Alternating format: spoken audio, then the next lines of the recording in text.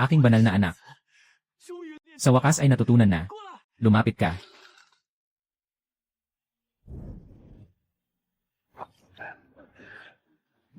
Ang mga gantimpala na inaalok ay tatanggapin ko ng may ngiti. Aking banal na anak. Nalilito. Hindi nararapat na magtagal dito. Makakatakas ka ba? Bakit ang bilis mong umalis? Lumabas ka.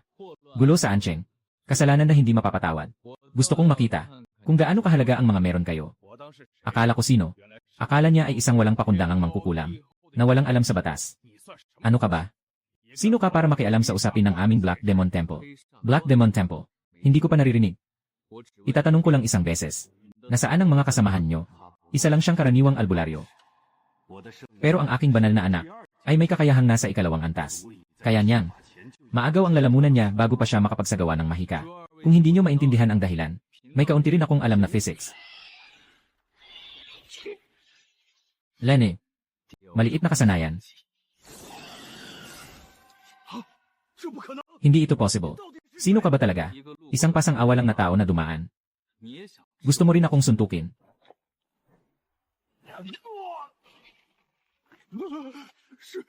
Kapatid na nakababatang mong brother, huwag kang lumapit. Hindi ko alam ang kahit ano. Lumayo ka sa akin. Nasaan ang natitirang mga multo? Basta't iligtas mo ako. Ibigay ko ang lahat. Ang marunong makisama ay matalino. Ngayon ay parang may katuturan. Saan ka galing? Ilang mga buntis ang napahamak? Tayo ay mga tagasunod ng itim na pagsasama. 2 grupo ang dumating. May nakabaon pa sa lungsod. Na 7 buto ng banal na sanggol. Lahat ay nasa slum sa silangan ng lungsod. Sige na. Malinaw ang mga detalye na naipahayag. Sinasabi ko na, maaari na ba akong umalis? Tinitiyak kong aalis ako sa Ancheng ngayong gabi. At hindi na babalik. Siyempre, maaari. Ihahatid kita sa daan. Ikaw, sinungaling. Masyado ka pang bata. Hindi nauunawaan ang panganib ng mundo. Papalayain ka. Ang tupa na kusang dumarating ay hindi dapat palampasin. Nasa ilalim ng pamamahala ng tanggapan. Agad na huminto ang mga tao sa loob. Ginoong Chen. Nandito ka para maglakad-lakad sa gitna ng gabi. Dao Hongyi. Ang masasamang tao sa Black Demon Temple. Ikaw ang nagsolusyon nito. Mangkukulam. Ano ba talaga ang nangyayari? Nakapag-utos na ang 2 tauhan na ito. May 7 pang buntis sa silangan ng lungsod. Na naengkanto. Pumasok ang mga taong ito sa Ancheng. Pero para dyan, sa masamang paraan ng pagpapalaki ng mga multo. Maliit na problema lang yan. May isang tao na tuluyang nalugmok. Malapit na siyang maging isang malaking masamang espiritu. Malaking masamang espiritu. Sino nang ganun katapang? Liao Fugi. Impossible. Talagang imposible. Si Liao Fugi ay kilala sa Ancheng bilang isang napakabuting tao. 10 taon na siyang nagtatayo ng tulay at kalsada. Ni minsan, hindi siya nakasakit kahit manok. Paano siya mapupunta sa masamang landas? Sandali. Liao Fugi. Siya ba yung ama ng unang biktima ng manyakis na namatay na dalaga? Siya nga. Pero mula nang mangyari iyon sa anak niya, araw-araw na lang siyang nagdadasal at nag-ayuno sa bahay. Hindi na siya lumalabas ng bahay. Hindi makalabas sa ikalawang pintuan. Nakalimutan ng 100. Tama ba ang balitang ito? Mahihirapan tayong sabihin. Ito ay mula sa alagad ng Black Shaman. Saksi bago siya namatay. Tungkol sa katotohanan nito, wala akong masabi na tiyak. Mahalaga ito. Kailangan nating agad na alamin ang katotohanan. Paano naman ang mga buntis sa silangan ng bayan na naimpluwensyahan ng masamang espiritu? Hindi ba nila alam ang pagkakaiba ng mahalaga at hindi? Kahit gaano pa katindi ang nasa tiyan ng buntis. Ito'y isang sanggol na hindi pa isinilang. Kung iyon ang kaso sa bahay ni Liao, talagang naging malaking kasamaan siya. Buong Ancheng ay masasama sa kanyang kamatayan. Pumunta muna tayo sa Cheng Mansion. Agad kang magpadala ng mga tao sa loob ng 1 milya sa paligid ng mansion. Palikasin lahat ng nakatira doon. Dapat mabilis ang kilos. Huwag hayaang may karaniwang tao na maiwan doon bilang pagkain. Aasikasuhin ko na ito. Tara na, Ginoong Yu Qianxi. Puntahan natin ang dakilang taong ito.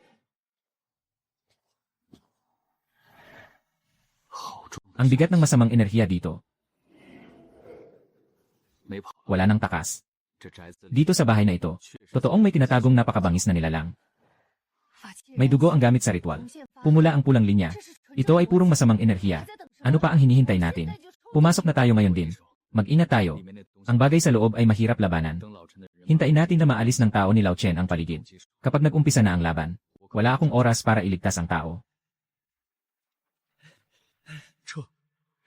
Linis na. Isang milya ang paligid. Kahit aso, wala nang natira. Pumasok na tayo at makipagbisita.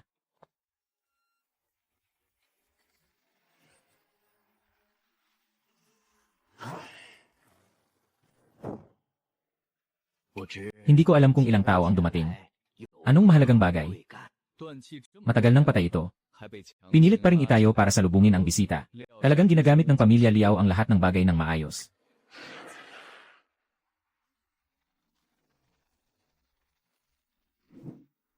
Apat na daang kabutihan. Walang nagbalik sa biyahe na ito. Tara, pumasok tayo at makilala ang ating dakilang tao ng kabutihan.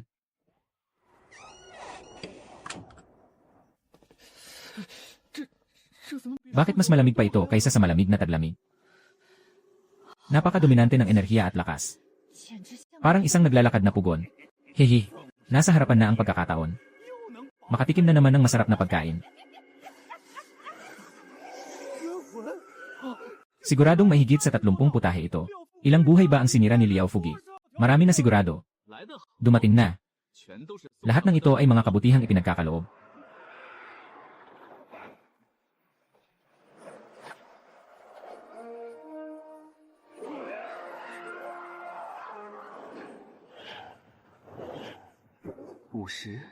Isang daan. Sobrang laki ng kita nito.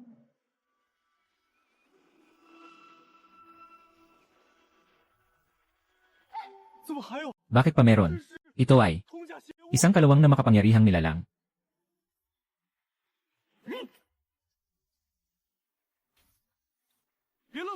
Huwag kang magpahuli. Tayo'y harapin ang kalaban ayon sa kani-kanilang kakayahan.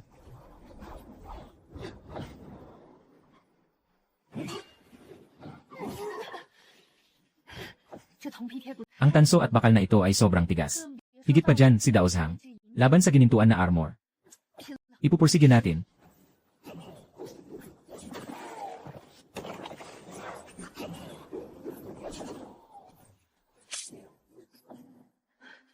Huwag ka nang magpahuli. Tulungan natin si Daozhang Hong. Daozhang, tulong kami.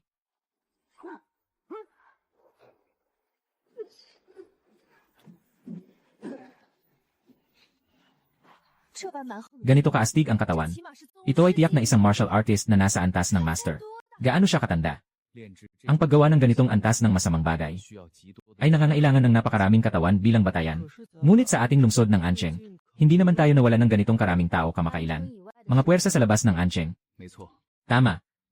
Mukhang may itinatagong mga masamang tao sa bahay na ito. Ang masamang tao na iyon ay nasa rurok ng ikalawang antas. O maaaring nakapasok na sa ikatlong antas. Ikatlong antas. Kung ganoon, dahil nandito na tayo, gusto kong makita itong sinasabing masamang pagsasanay. Ilang ulo ang mayroon? Bakit parang lalong nakakabahala? Nandito na. Si Lao Chen Yuqianshi. Talaga namang dumating kayo. Liao Fugi. Kuya Liao. Anak, ang sama ng ulo mo. Nagtatrabaho ka ng higit kalahati ng buhay mo sa pagtayo ng tulay at pagpapatayo ng daan. Bakit naman napadpad ka sa mapanganib na daan? Lolo Chen, magsalita ka ng hindi sumasakit ang tiyan. Nung napatay ang anak ko, nasaan ang Diyos? Sabihin mo sa akin, kung ikaw ay nag-iisa at walang tumutulong, ano ang pipiliin mo? Liao Fugi, kilalang kilala mo pa ba ako? Mahal na Ginoong Hong, may malaking utang na loob ka sa akin. Isipin mo na lang na humihingi ako sa'yo.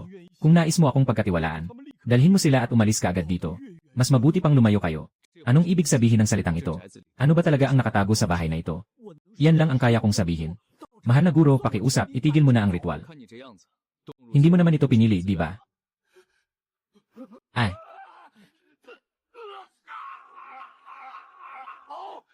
Tumakas sa ritual.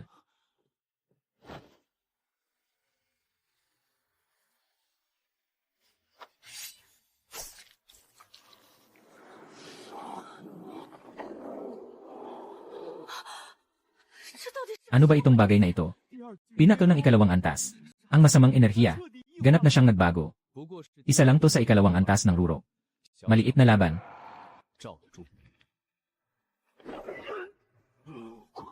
Bumalik ka na.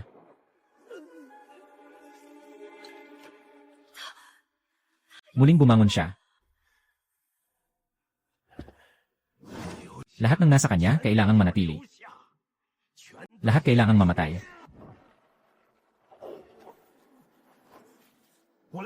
Ako ang bahala sa kanya.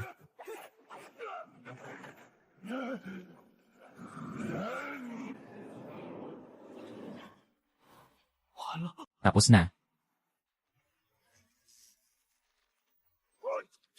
Paano ito posible? Ano ka bang uri ng halimaw? Ganun pala. Sabi ko na parang manika na may sinulid. Nandyan pala ang tunay na may-ari sa puso. Parang pagong na nagtatago. Anong sinasabi mo? Si Kuya Chen. Tingnan mong mabuti. Wala na talagang malay ang matandang ito. Yung itim na anino sa dibdib niya, ang humihila sa kanyang mga kamay at paa. Kung hindi mo iyon mahuhugot, walang silbi kahit wasakin ang kanyang mga buto. Lumabas ka rito. Salamat sa pagpapalaya sa akin. 2,000 na kabutihan. Sayang naman. Ang gulo ng mundong ito. Hindi pa man nakakamtan ang magandang wakas. May mali. Kalansay na kaluluwa, bakal na pananampalataya. At ang masasamang anino na kumukontrol sa puso ng tao. Palagi kong nararamdaman na hindi pa tapos ito. Siyempre, hindi pa tapos. Hindi pa lumalabas ang pangunahing tao. Siguradong may nakatago pang matalinong daga sa bahay na ito. Yung bahay na ito ay sakop ng ilang metro. May higit sa 100 bakuran. Paano natin mahuhuli ang daga dito? Bakit kailangang hanapin? Isang apoy ang susunog sa bahay na ito ng lubusan. Tingnan natin kung gaano siya katagal makakapigil.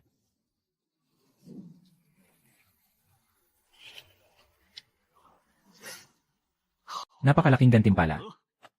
Gusto niyang tumakas. Iwan ang buhay. Ang lugar na ito.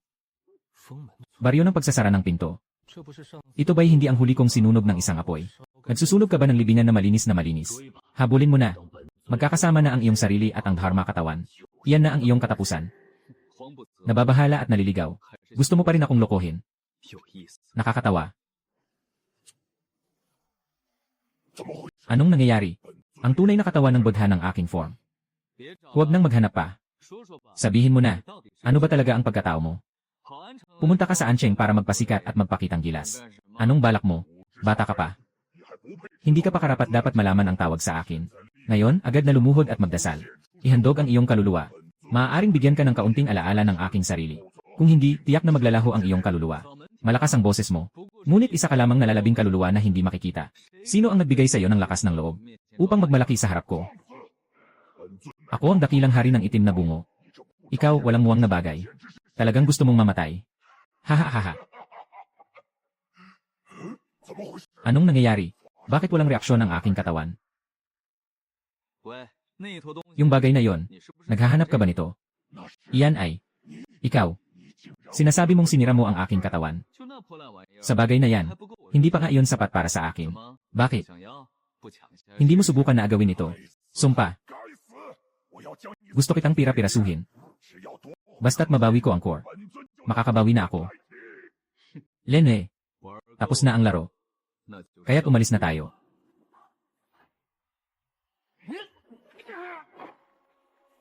Hindi ito possible. Ano ba talaga? 4 gawa sa oras ng 00:00. Yung matandang to noong nasa kasagsagan. Maraming kasalanang nagawa. Napakapurong ng espiritu. Nais na gamitin ang bahay para makabalik sa buhay. Matandang Soro. Mas mabuting itago muna ito ng maingat.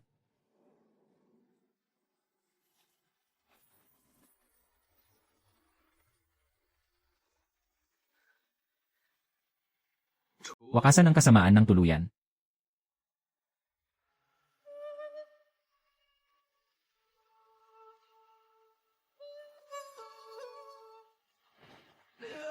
Ayos na. Tapos na. Narinig mo na ba? Si Ginoong Liao ay nakipagsabuatan sa mga masamang tao. Kinuha ang mga buntis sa bayan para sa mga masamang layunin. Si Ginoong Liao, isang mabuting tao, ay nag-ayos ng mga tulay at daan sa loob ng maraming taon. Paano niya nagawa ito? Isang napakasamang bagay. Hindi pwede. Pumunta ka at habulin siya. Matagal na siyang nawala. Wala man lang balita. Yung masamang tao, napakamakapangyarihan. Kahit si Liao Fugi, naging puppet na niya. Si Daozhang, nag-isa siya. Paano kung talagang may nangyaring masama? Hindi na maghihintay. Aalis na ako kasama ang mga tao para maghanap sa labas ng bayan. Dapat makakita ng buhay. Ginoong Yu, huwag nang pumunta. Tingnan mo ang itaas. Bumalik na.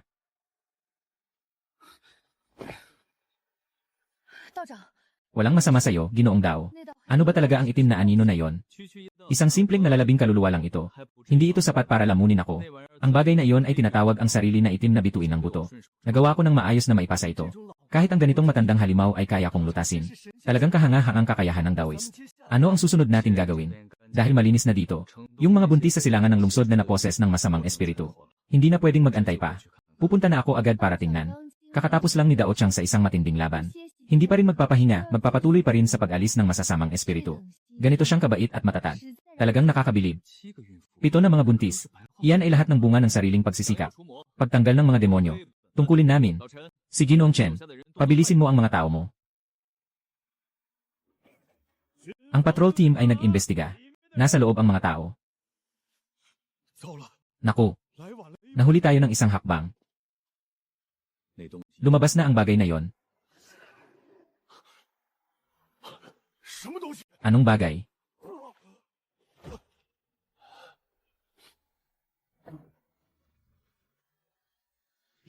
Isa na namang pira-pirasong bakal. Gawa ng itim na demonyo. Mas malaki kaysa sa inaasahan ko. Manggagamot. Nandito ka na sa wakas. Iyan naghahanap ng gulo.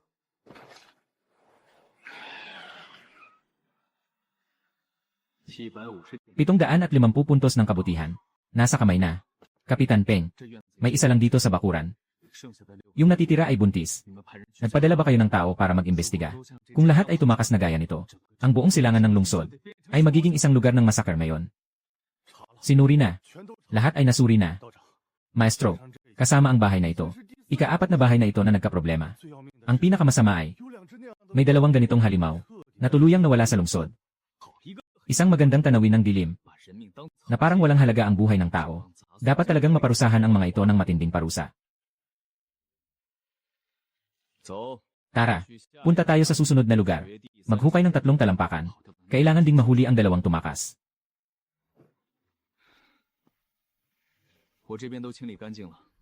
Yung 2 tumakas. Nahuli ko na at sinira. Ayos lang yan. Nailigtas na ang Ancheng. Ligaw na kaluluwa. Nakakontrol na anino. Dagdag pa ang mga masamang espiritu ng sanggol sa buong bayan. Sa loob ng 1 buwan sa ating bayan, hindi pa tayo nakatagpo ng ganitong kalakas na puwersa.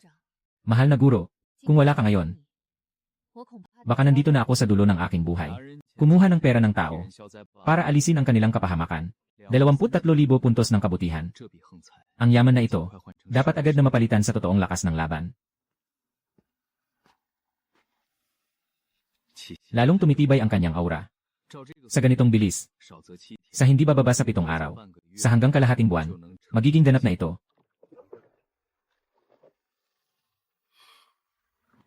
Lumabas ka na, Hongye. Ang tubig dito sa Ancheng ay lalong lumalabo.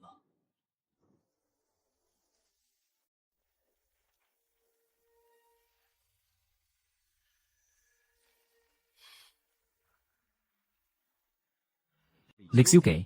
Ay. Oh. Si Hongyi Daozang. Saan ka ba nagpakasaya kamakailan? Ganito na ang itsura ng enerhiya mo. Halos magkalat na ang 3 kaluluwa at 7 espiritu mo. Kung magpapatuloy ka pa sa ganito, mapapahamak ang buhay mo. Mungkong, anong sinasabi nyo? Ako, hindi ako nagkakasakit. Walang sakit. Mas pangit pa ang mukha mo kaysa sa patay. Ano bang nahawakan mong marumi? Yun sa kanlurang bayan, bagong bukas. Yung Windflower Snow Moon Building. Yung lugar na yun ay parang paraiso sa lupa. Hindi sila tumatanggap ng ginto o pilak, kundi sa tadhana lamang. Basta pumasa ka sa pagsusulit, mawawala lahat ng gastos mo. At pwede kang makipag-usap ng magdamag sa 8 pinakamagandang babae sa bahay. Habang pinagsisilbihan ka, walang bayad. Libre ang pagkain at inumin. Ang ganyang swerte, parang bumagsak na biyaya mula sa langit. Sa tingin ko, para lang manghigop ng buhay ng tao yan. Poke ng mga kalasad. Agad na umuwi ka. Magpahinga ka sa loob. Huwag nang lumapit sa lugar na yon, kahit ang Diyos ay hindi ka matutulungan.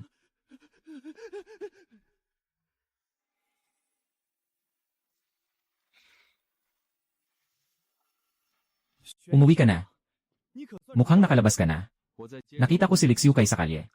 Ano bang nangyayari sa Feng Huaxuilo? Ano ba talaga ang nangyayari doon? Napansin mo rin ba, Daozhang? Napaka-misteryoso ng lugar na yon. Bagamat wala pang namamatay sa ngayon. Lahat ng mga eskolar na pumapasok doon. Paglabas nila, parang naubos ang lakas at espiritu nila, mukha silang multo. Kung magpapatuloy ito, malaking gulo ang mangyayari, oras na lang ang hinihintay. Ang pinakamabigat na problema ay ang mga gwardyang nagbabantay sa pintuan ng gusali. Lahat sila ay mga mandirigmang may likas na kakayahan. Kung ganitong mga bihasang tao ang ginagamit nila, ang lakas ng nasa likod ng lahat ng ito ay siguradong hindi masukat. Hindi ito naiparating sa itaas. Bakit hindi ito naiparating? Ang mga agarang bagay ay naipadala na. Pero kailan makakapagpadala ng tao mula sa itaas para tumulong? Walang tiyak na impormasyon. Mister, saan ka pupunta? Kung hindi tayo umaasa sa ibang tao, kaya't gawin mo na lang ito. Saktong-sakto, medyo kapos ako sa pera ngayon. Ang mga nakatago sa Windflower Snow Moon Pavilion ay pawang mga nagawa ni Zihua. Pupunta ako para kumuha ng kaunti. Narinig mo na ba? Si Ginoong Zhang kagabi ay naging nangunguna, kasama ang kortesa ng Chunyuan. Sa isang magandang gabi, talagang nakakagigil. Ngayong gabi kailangan kong gumawa ng magandang tula at subukan ang lasa ng ginto. Puno ng buhay ang kalsada. Pero ang enerhiya ay halos naubos na. Ang guro ay nagbantay ng tahimik na lungsod sa buong buhay niya. Hindi ko papayagan na masira ito ng mga taong ito.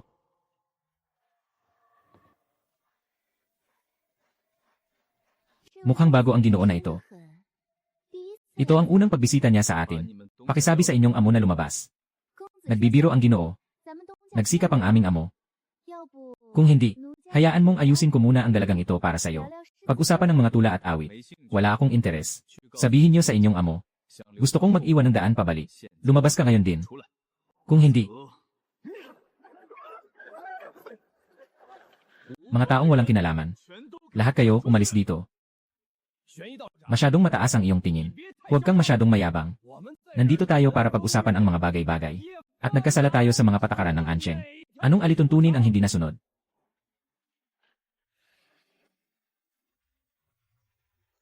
Pagkatapos ng 5 paghinga, kung nandito ka pa rin, huwag mong sisihin ang aking kawalang awa.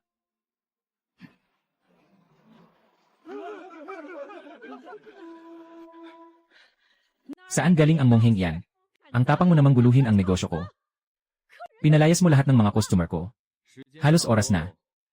Isang beses ko lang sasabihin ito. Ipalabas mo ang amo ninyo. Kung hindi, gigibain ko ang bulok na gusaling ito ngayon. Hahaha. Mayabang. Ano ka ba? Huwag mong sabihin ikaw ito. Bata ka pa, hindi ka pa nga nagkakaedad. Kahit na yung supervisor ng munisipyo ay dumating, hindi siya mangahas na makipag-usap sa akin ng ganyan. Mainay.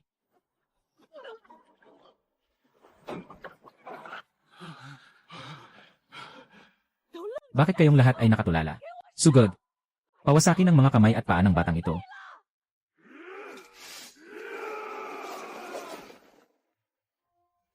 Lene. Naghahanap ng kamatayan.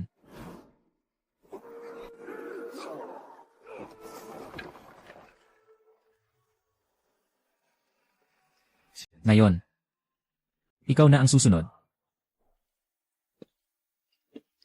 Ikaw. Hindi mo ako maaalis. Ako ay. Huwag kang mag-alala.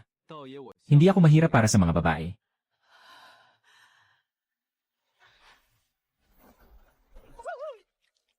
May namatay na.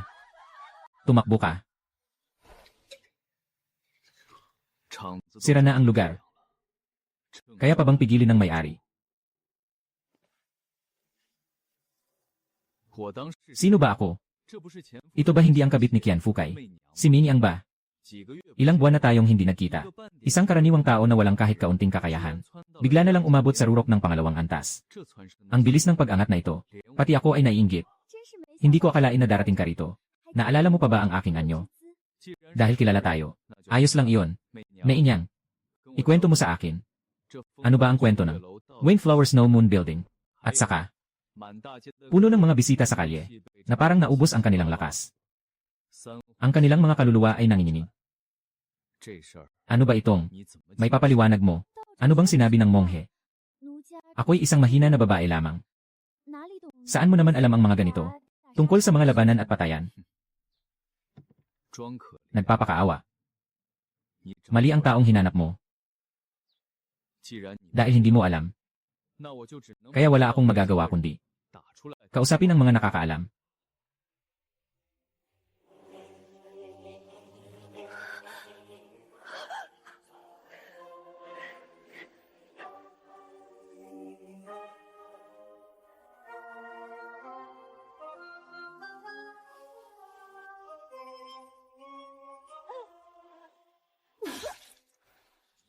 Anong nangyari?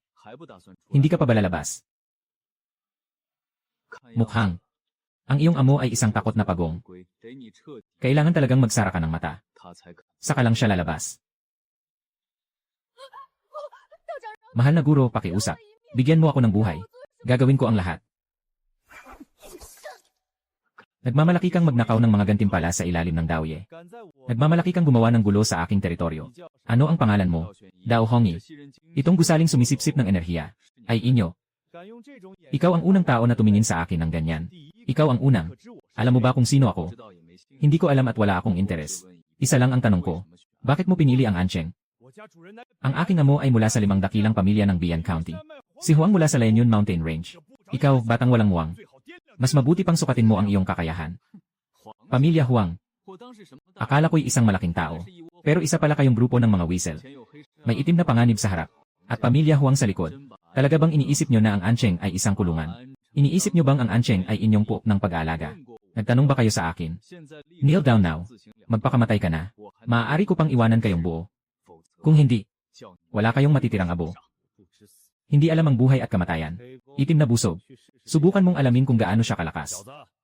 Sa harap ng aming batang Panginoon, karapat dapat ka bang tumayo? Lumuhod ka.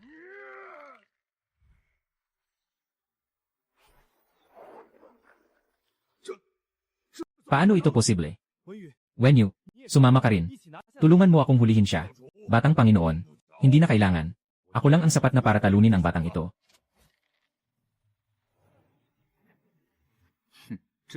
Ngayon lang siya mukhang isang tunay na master. Tapos na ito.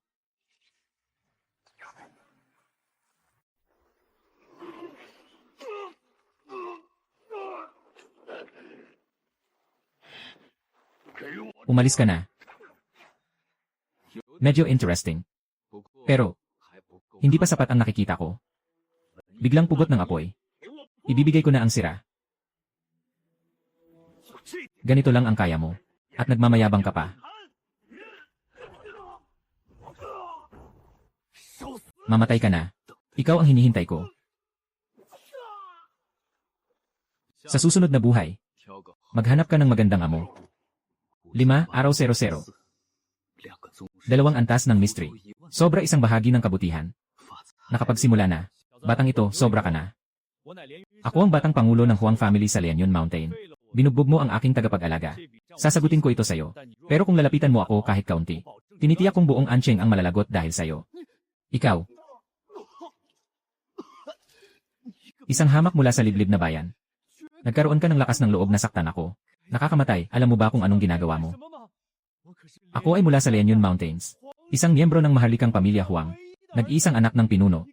Nais mo bang kunin ang buhay ko? Napakaraming sinasabi. Sinasabi ko. Nabigay ko na lahat. Mahal na guro, pakiusap, huwag po sanang masyadong mabigat. Yung anyo. Nakita ko ito sa isang sinaunang aklat. Bigyan mo ako ng pagkakataong mabuhay. Kapag nakabalik ako sa Lianyun Mountain Range, sasama ako ng tao para tanggalin ang balat mo, mababang tao. At tanggalin ang laman. Walang prinsipyo talaga. Mas gusto ko pa yung kanina, yung mayabang ka. Ano? 4,900 puntos ng kabutihan. Isang demonyo mula sa 2 antas. Ng kasalanan. Na kahit na, 2 grandmaster na ang lakas. Ang mutant na dilaw na kuneho. Ang balahibo nito ay napakahusay na material para sa paglikha ng armas. 200 hanggang 300 piraso ng mababang uri ng espiritu na bato. At mayroon pang ilang bihirang halamang pang espiritu na tinatawag na Yuhun Kao. Itong Huang Linyu. Talagang isang magandang soro ang yellow rat na ito. Pumunta sa Long Road. Ayos ka lang ba? Ayos lang ako. Mga karaniwang manok at aso lang naman. Lahat sila ay naipadala na. Pagkamatay ng dugo, nagkaigting. Tulad ng bakal ang mga buto at kalamnan. Ito ay 2 mandirigmang nasa antas ng mga Grandmaster. Na walang sugat na naitama. Sa 2 antas ng Grandmaster. Mungbong, bata ka pa lang, 16 na anos ka na, di ba? Mungbong, anong uri ng nilalang ito? Saan ito nagmula? Ang mga tao ng Huang mula sa Yunyan Mountain Range. Ano ang tawag? Huang Linyu. Anong sinabi mo? Ang batang Panginoon ng Huang. Mahal na guro, nagkamali ka ng malaki. Isa sa 5 dakilang iskolar ang Pamilya Huang. Ang kanilang pinuno ay isang nakakatakot na nilalang na nasa kalagitnaan ng half-step Yin God Realm. Maghanda ka na, mag-ani, mag-ayos ng gamit at maglakbay na. Lolo Chen, hindi naman kailangang mag-alala ng ganito. May mga bagay pa akong naiisip. May paraan ka ba? Basta't may isang tao na handang sumang-ayon, na sumali sa aming tanggulan. Sa ilalim ng pangalan ng tanggulan, kahit gaano pa kalaki ang lakas ng loob ng pamilya Huang, hindi nila kailanman magagampanan ang kahit anong laban. Sinasabi ko, kayong dalawa na nag-uusap, ay nagtakda na ng aking kapalaran. Pero isang grupo lang ng mga halimaw na naging matalino.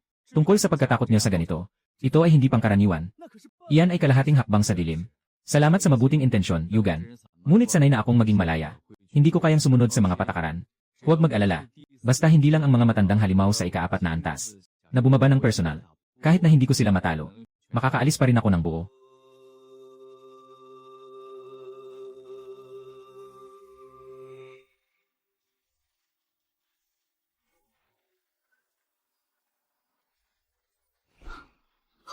Ayos na ayos.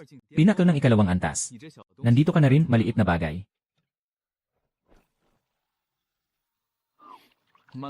Dahan-dahan lang sa pag-inom. Walang nakikipag-agawan sa'yo. Ang maliit na ito ay ngayon ay lumakas ng husto. Kailangan kong makahanap ng pagkakataon upang subukan ang kanyang lakas.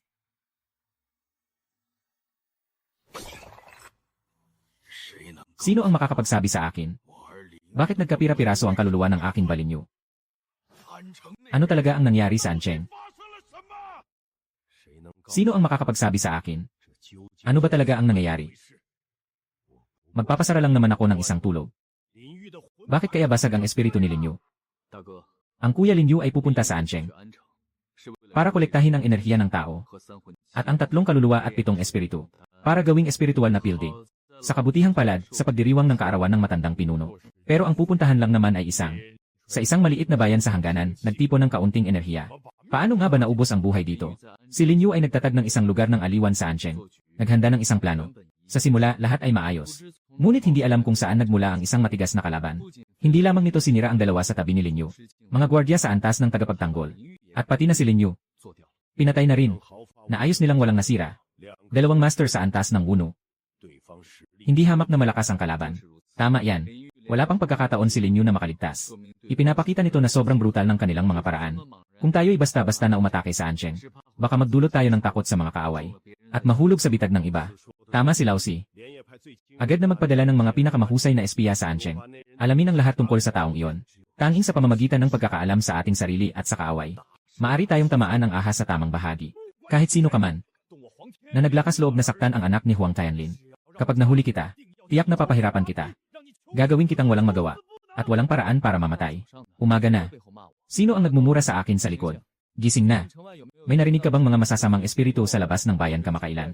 O mga nilalang na nakakasakit? Tama ang tinanong mo, Ginoong Pari. Sa isip ko, parang mayroon nga. 2 araw na ang nakalipas. May isang negosyante na tumakbo at nag-akyat bundok pabalik sa Ancheng. Sabi niya sa tabi ng daan sa Yongsi Gorge. Nakakita ng isang napakamasungit na malaking uod sa gabi na kayang lunukin ang kalahating tao sa isang kagat. Ang pinakakakaiba ay may kasama pa siyang grupo ng mga babaeng espiritu na may mahabang buhok na espesyal na ng akit ng mga mangangalakal sa gitna ng gabi, na ang negosyante ay gumastos ng malaki para sa mabilis na anting-anting. Kakaunti lang ang nabuhay. Malaking insekto. Masamang espiritu ng babae. Nagsisilbing kasangkapan ng tigre. Magandang lahi ang halimaw na ito. Siyempre, isa itong masustansyang biktima sa pangalawang antas. Pumunta tayo sa Yongsi Gorge. Kukunin natin ang malaking insekto para sa'yo. Medyo mahina ang bersyon ng 5 kidlat na simbolo. Ngunit marami ito kaya sapat. Mabilis ang lakad ng monghe. Saan ka pupunta? Narinig ko may malaking insekto sa Yongsi Gorge. Pupunta ako para ayusin ito. Dapat sana ako ang humawak sa usaping tigre. Pasensya na, monghe. Ngunit, may isang napakahirap na balita na kailangan kong ipaalam sa iyo. May mga tao mula sa pamilya Wu ng Biling na dumating sa Ancheng. Ang namumuno ay si Wudayong, ang ikatlong anak ng pamilya Wu. Isang cultivator sa huling yugto ng ikatlong antas. Ang pinaka-nakababahala ay, siya ay bihasa sa sining ng armor control. May hawak siyang isang mid-stage na master level na kagamitan. Gumagapang na bakal na puppet. Huling bahagi ng ikatlong antas. Gumagapang na bakal na puppet.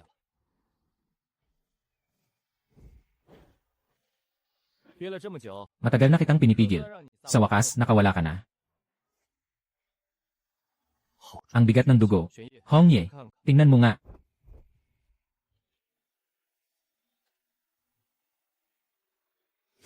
Ginoong Wang. Huwag nang magpumilit. Ibigay na ang mga kalakal. Baka mapagbigyan ko kayo. Para makaligtas kayo. Yare. Ibigay ang mga kalakal. Ibinigay na ang mga bagay. Kahit tayo pang magkakapatid, hindi rin tayo makakalabas sa gubat na to. Lalane. Ayaw mo sa mabuting usapan. Gusto mo ng pilitan. Kung gusto ninyong protektahan ang kargamento na to, edi sabay-sabay na kayong umalis. Sugod. Mga kapatid. Makipaglaban sa mga taong ito.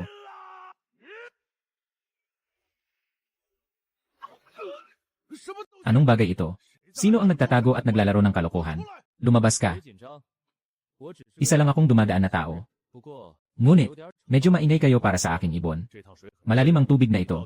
Ano ba talaga ang pinagmulan mo? Hindi mahalaga kung sino ako. Ang mahalaga ay, sino ang nagpadala sa inyo dito? Anong mga yaman ang nasa mga sirang sasakyan na ito? Bakit kayo nagsusumikap ng ganito? Ako ay naghihintay ng bayad sa trabaho. Sino ang inyong kliyente? Hindi ko alam ang tungkol sa mga kalakal. Dahil gusto mong makialam. Tinatanggap ko pa rin ang pagkatalo. Paalam. Nandito na tayo. Ano bang minamadali?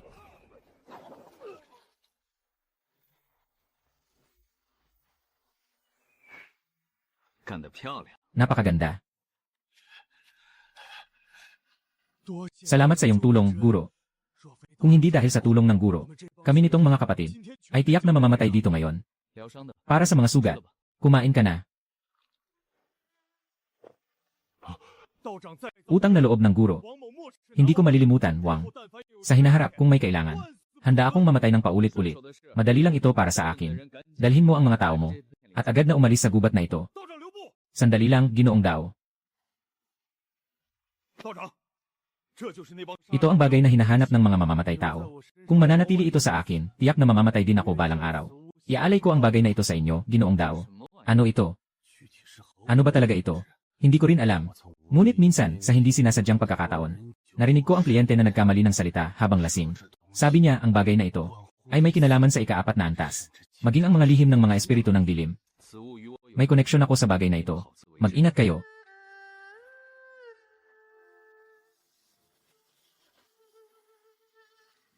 Walang kahit anong tunog. Yung batang si Wang Yuanfeng, baka sinasadya niya. Ibinato sa akin ang mainit na patatas. Baka nagtatago siya. Nagmamalinis lang. Hayaan mong tingnan ng damuang kung gaano kabigat ang malaking insekto mo. Sige, hulihin mo ako. Itong batang damo, nandito ka rin ba para maglibang sa bundok? Sobrang presko sa tubig. Bumaba ka na at sumama ka. Sa mga ligaw na bundok, matindi ang amoy ng demonyo. 2 aswang na nakasuot ng balat ng tao. Naglalakas loob pang magpakitang gilas sa harap ng isang maestro ng daan. 1,002, 1,003. 2 aswang na tagasiyasat ng daan. Pareho silang may lakas ng pangalawang antas. Mukhang mataba ang malaking halimaw na ito.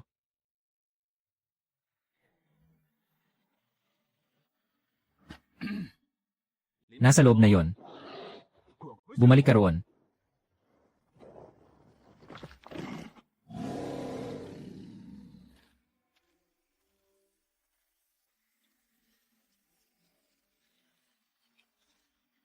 Lumabas ka pa na may tagabuhat. Ang laki ng iyong palabas. Mas malaki pa kaysa sa pinuno ng bayan. Manggagamot ng tao. Kanina, ikaw ito. Bata kang walang alam sa panganib. Nang aaway sa labas ang prinsipe. Hindi ito nang aaway. Tawag ito ng abiso. Kung susuko kayo ngayon, nang maayos at walang laban, tinitiyak ng guro na, aalisin kayo ng may dignidad. Hindi ito masakit kahit kaunti. Lane. Hindi alam ang sinasabi, bata. Kunin ang nangunguna. Ihiwalay ang mga kamay at paa ng batang ito. Dalhin siya sa harap ko.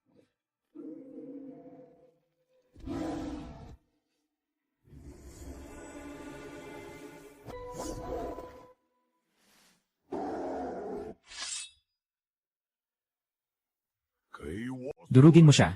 Kagaw ng puno. Walang silbi. Ibigay mo ang buhay mo. Nagmamadali sa daan. Para sa'yo. Mamatay ka na. Makasalanan.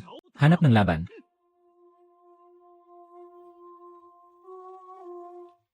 Napakahina ng lakas. Ikaw. Anong klaseng halimaw ka ba? Paano magiging? Mas malakas pa ako sa katawan ng tao. Ito ang ikinakatakot. Nasaan ang tapang kanina? Isang simpleng lakas lamang.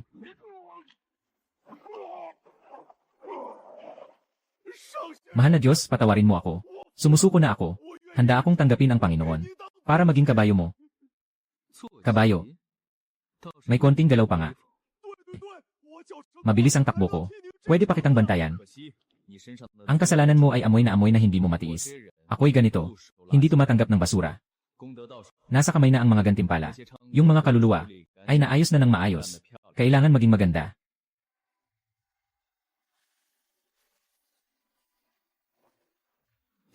Madilim na ang langit. Kailangan nang bumalik sa Ansheng. Nakita na kita. Daan na. Daan Hong na. Ngayon ang iyong huling araw.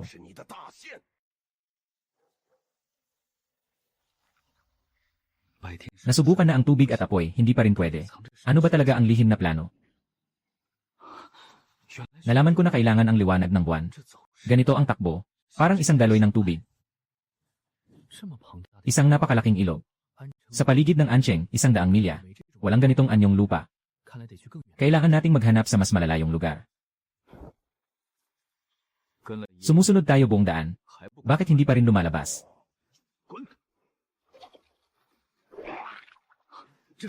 Hindi tama ang pakiramdam nito. Hindi man lang nabasag. Palang isang bangkay na walang pakiramdam sa sakit. Duwag na nagtatago. Nasira ang laruan mo. Ikaw ang dahilan kung bakit napahamak ang anak ko. Sino ka? Ako si Wudayong, pangatlo sa pamilya Wu ng Biling City. Si Wu Fan ay ang aking sariling anak. Oh, sinaktan ang bata. Nagdala ng matanda. Bata, ngayon ay bubunutin ko ang iyong mga litid. Babalatan kita. Ialay ko ito para kay Ba. Ang dami mong sinasabi. Bumaba ka at makisama sa kanya. Bigkas ng apoy na palad. Patayin mo ako.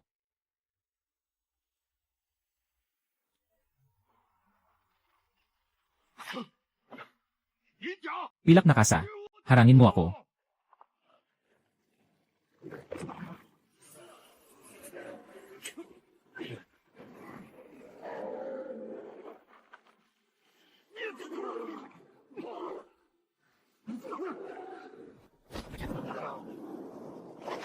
Lene, matibay pa rin ang buhay mo.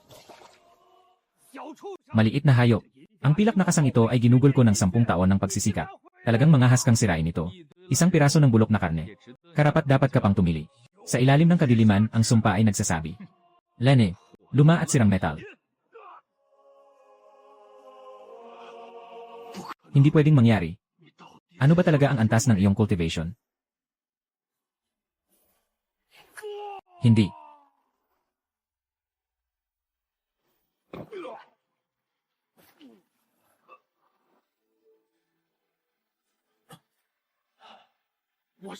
Ako si Wujia Sanye mula sa Bilincheng. Kung gagawin mo akong masama, hindi ka pakakawalan ng Wujia. Wala kang paraan para makatakas. Wujia, hayaan silang dumating at maghatid. Patawad. Madali lang ang nakuhang kabutihan na ito.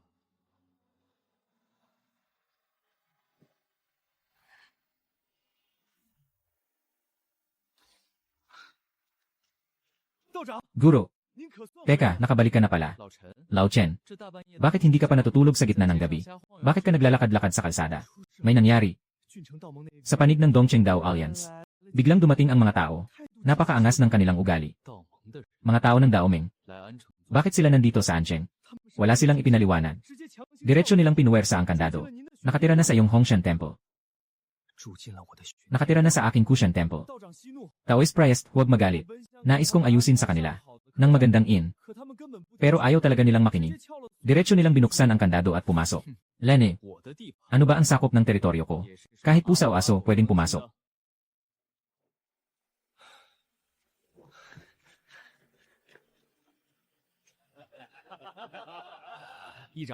Elder Yai, itong sirang templo ay wala man lang. Maayos na usok ng insenso. Bakit hindi pa ito nasasama? Sa ating North and County Dao Alliance. Hindi ko alam. Pero basta't bumalik ang punong pari. Pirmahan lang ang sulat. Tapos na ang usapan na yan. Sa sariling sikap, nakuha ko ang papuri. Kailangan ko talaga ito.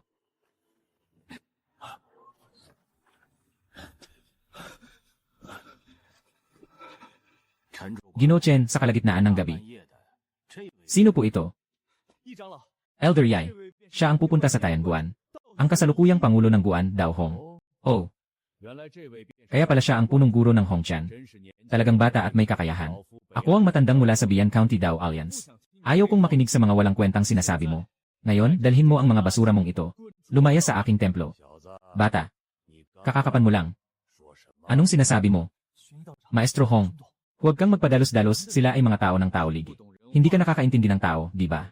Ganito ba, sabi ko sa inyo, umalis na kayo. Walang galang. Si Elder Yi mismo ang naghihintay sa inyo. Ito ang biyayang natamo mo sa buong buhay mo. Sino ba ang mag-aakalang gagawin mo ito ng ganito kalakas? Mapagmataas na bata. Sawa ka na sa buhay. Ito ang 9 Extreme Sword. Si Elder Yi ay nagsimulang gumamit ng tunay na apoy. Tapos na, itong 9 Extreme Sword. Pero kaya nitong bumawi. Sining ng mga mataas na antas na dalubhasa. Lenhe. Matandang tao, walang hiya ka, no? Ngayon, walang sinuman ang makakalabas na nakatayo.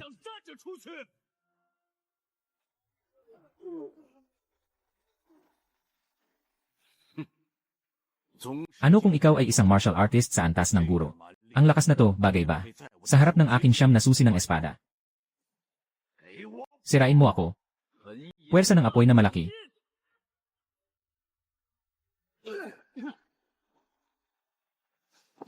Impossible. Ikaw na isang karaniwang mortal na laman. Paano mo kayang tiisin ang aking 9 Absolute Sword? Magandang espada ang espada ko. Sayang lang, ang gumagamit ng espada ay sobrang inutil. Harangan mo.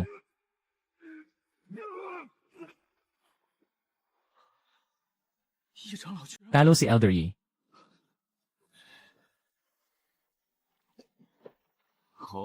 Mukhang kakaiba ang gamot na ito. Bata, malakas ka talaga. Pero sa mundong ito, hindi sapat ang lakas lang. Kailangan mo rin ng koneksyon at impluensya. Si Yu Chuan, matandang miyembro ng Dao Alliance ng Hilagang-an County. Magalang na hinihiling ang pagdating ng utos mula sa Dao Court.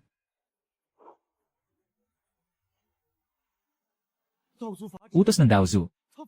Nabaliw siya. Kailangan itong ubusin ang enerhiya niya sa pagbagsak ng antas. Para siyang nagsusugal ng buhay. Utos ng Dao at batas. Ipag-utos mo sa akin na supilin siya.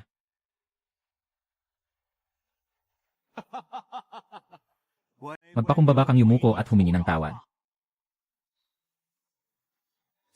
Ano bang silbi ng basurang papel na yan? Hindi ko magagamitin yan pang punas ng puwit.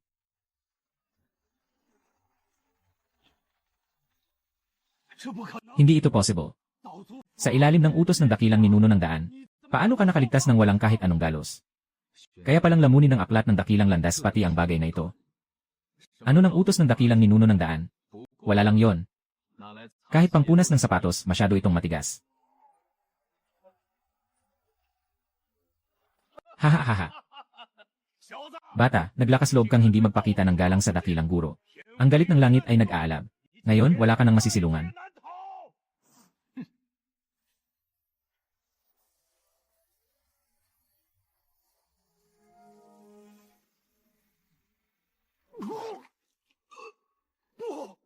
Ang aking kakayahan.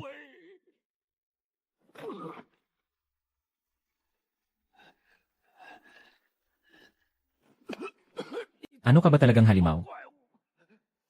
Bitawan mo ako ay isang nakatatandang miyembro ng Dao Alliance. Kung gagalaw ka, masyado kang maraming sinasabi. Kailangan mo lang manahimik magpakailanman. Iwanan mo ang bag ng mga bagay. At pagkatapos, umalis ka.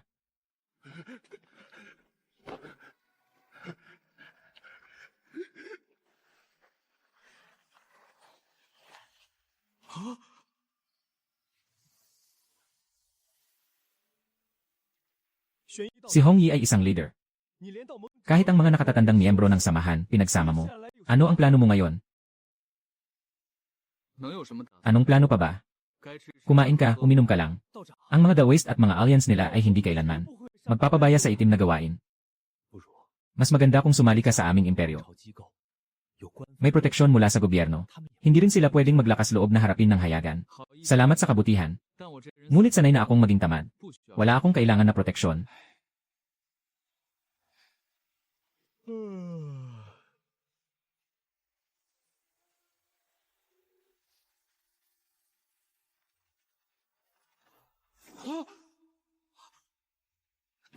Ang utos ng Daoist Master ay nasira. Anong halimaw ang nangyari sa mundo? Ginoong Hongyi, matagal-tagal na kayong hindi bumisita sa munting pwesto ng matandang ito.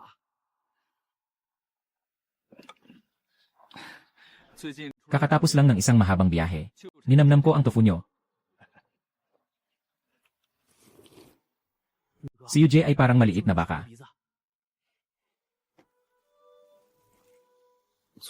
Tama yan. Matagal na akong naghintay. Sa wakas, nagpakita na siya. Matiyak na siya ang pumatay sa batang Panginoon. Malapit na yon.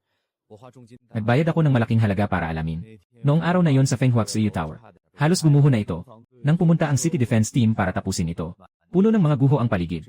Tanging itong batang ito, na walang kahit isang hibla ng buhok na nawala ang lumabas. Ano pa ang hinihintay? Bumaba tayo at itali siya. Ibalik sa Lenyun Mountain para report. Tanga. May mga gwardya sa tabi ng batang Panginoon, na may antas ng master. Kahit sila ay natalo na. Sa tingin mo, kaya natin ito gamit ang ating kakayahan. Bumaba para maghatid ng pagkain. Iyan. Kaya ano ang gagawin natin? Agad na bumalik sa angkan. A-report ang impormasyon ng buo sa pinuno ng angkan para sa desisyon.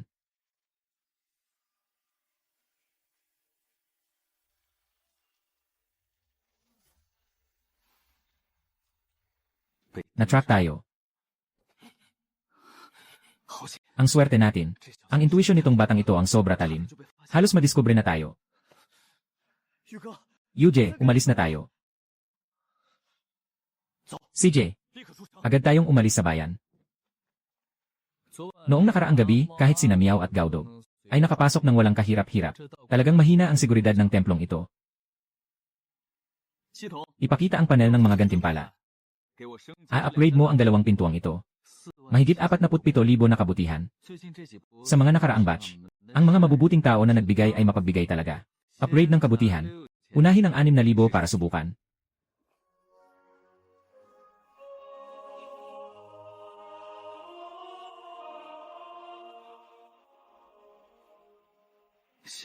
Lakas ng mababang uri ng kasangkapang panghuli. Hindi man lang maprotektahan ang isang karapat dapat na magnanakaw. Maglabas pa ako ng 18,000 para tumaas pa.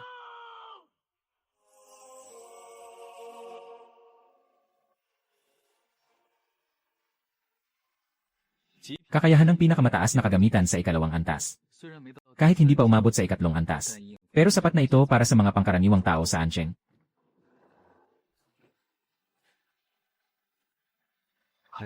May kita pang 23,000. Hindi na mapakain ang pintong Diyos. Unahin munang itaas ang kakayahan. Ipinapasa ang siyam na pagliko ng bato sa antas ng dakilang katawan ng araw. Ipinapasa ang paghampas ng kidlat ng buitre sa antas ng paghampas ng kidlat ng langit. Pag-unlad ng malaking apoy na palad, apoy na ulan ng puso. Ibigay mo sa akin ang lahat.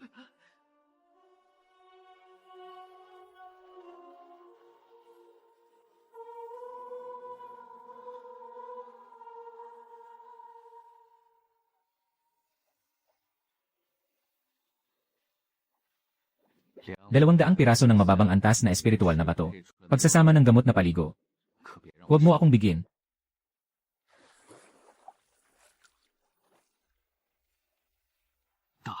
Pag-ikot ng dakilang araw na ginto.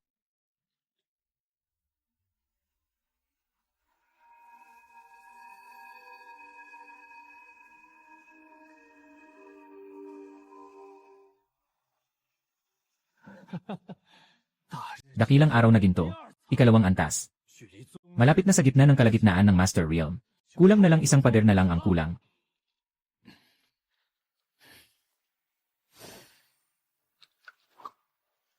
Lumalakas na ang katawan ko. Dapat na ring mag-ensayo sa pinto. Ay, ito na nga. Narinig ko na umalis na yung maliit na munting monghe. Sa templo na ito, wala man lang anino ng multo. Wala na siyang pakialam, mukhang mahal naman itong pinto na ito. Tara, pasukin muna natin at silipin. Kunin ang lahat ng mahalagang bagay.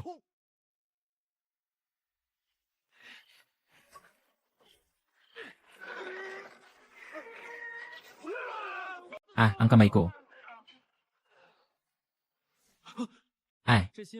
Itong bagong pinto. Ayos naman ang epekto laban sa aso. Lao Chen, anong ginagawa mo sa hapon na ito? Halika, pakainin mo ang aso. Nagtatawa ka lang, Taoist. Habang wala tayong ginagawa, tara, uminom tayo ng kaunti. Magandang alak. Ang espiritual na alak na ito, kahit ang mga pinagdaraanan sa puso ay nawala ng kaunti. Walang hindi pumapasok sa tatlong silid ng templo. Si Supervisor Chen ay dumating ngayon. Hindi lang siguro para matikman ang inumin ko. Hindi mo na mapapalin lang. Nakapagdesisyon na sila. Ang kalakalan sa pagitan ng Qianfeng at Liu Yun ay opisyal nang magsisimula muli sa isang buwan. Narinig ko na. Ang Cheng na ito bilang ikalawang stop. Tataas ka na. Anong kinalaman yan?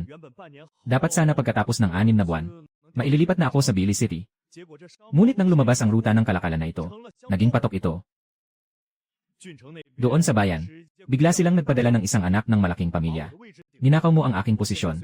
Kahit na ako ay supervisor pa rin ng Ancheng ngayon, bigla na lang akong nagkaroon ng ilang mga espesyal na kinatawan. Ang Ancheng na ito ay malapit ng maging isang masaganang piraso na pagsasaluhan ng iba't ibang puwersa.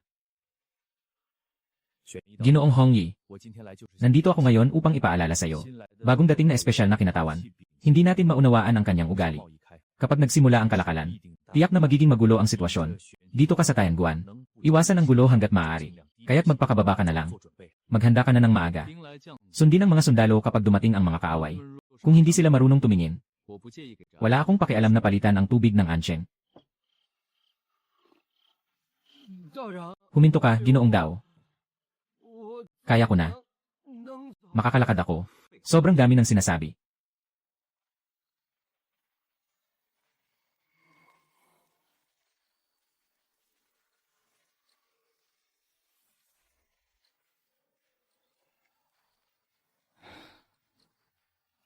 Ancheng, mag-umpisa ng humangin.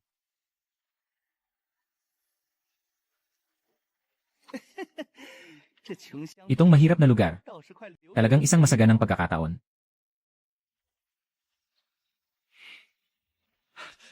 Ginoong Cao, nakapagod ang inyong biyahe. Inihanda ng mga tauhan ang salu-salo sa loob ng lungsod para sa pagtanggap sa inyo. Ay. Wag na. Mahalaga ang oras ng opisyal na ito. Wala akong oras para sa iyong mga tira-tira. Narinig ko na ang pinakamagandang lupa sa hilaga ng bayan ay inookupa ng isang basurang templo na tinatawag na Tianguan. Ang Dao ng Hong Tianguan. Hindi basta-basta. Kahit ang mga martial artists sa antas ng master, lahat sila natalo sa kanya. Mas mainitin pa ang ulo niya. Antas ng puno. Palakang nasa balon. Itong dalawang kasama ko. Pareho silang mga nangungunang mandirigma sa ikatlong antas. Isang hamak na batang monghe mula sa probinsya. Ano bang kayang gawin niya? Malapit na ang ruta ng kalakalan. Yung lupa na yon, dapat buwagin na. Tara na.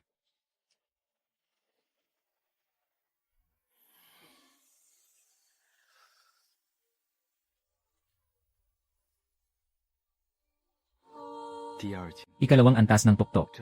Sa wakas, hindi na sayang ang napakaraming espiritu na bato.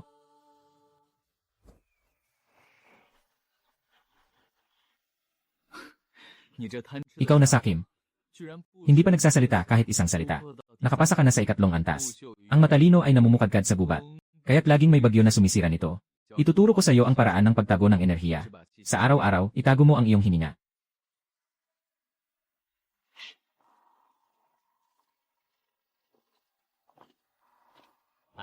Ay naku. Ito ang pinuno ng Tianguan. Si Dao Hong, isang maliit na abala sa daan. Si Lao Chen. Sino itong walang kasarian? Bastos. Ipinadala ng county para mga siwa. Ang espesyal na kinatawan ng kalakalan ng Ancheng. Ginoong Cao Wen. Ginoong Cao. Bumaba sa aking lumang templo. Anong maitutulong ko? Nakatayo sa labas, parang hindi formal. Pasok na tayo. Mag-usap tayo ng dahan-dahan. Sa panahon na yon, yung mga naghahabol sa muling pagkabuhay, talagang hindi mapipigilan.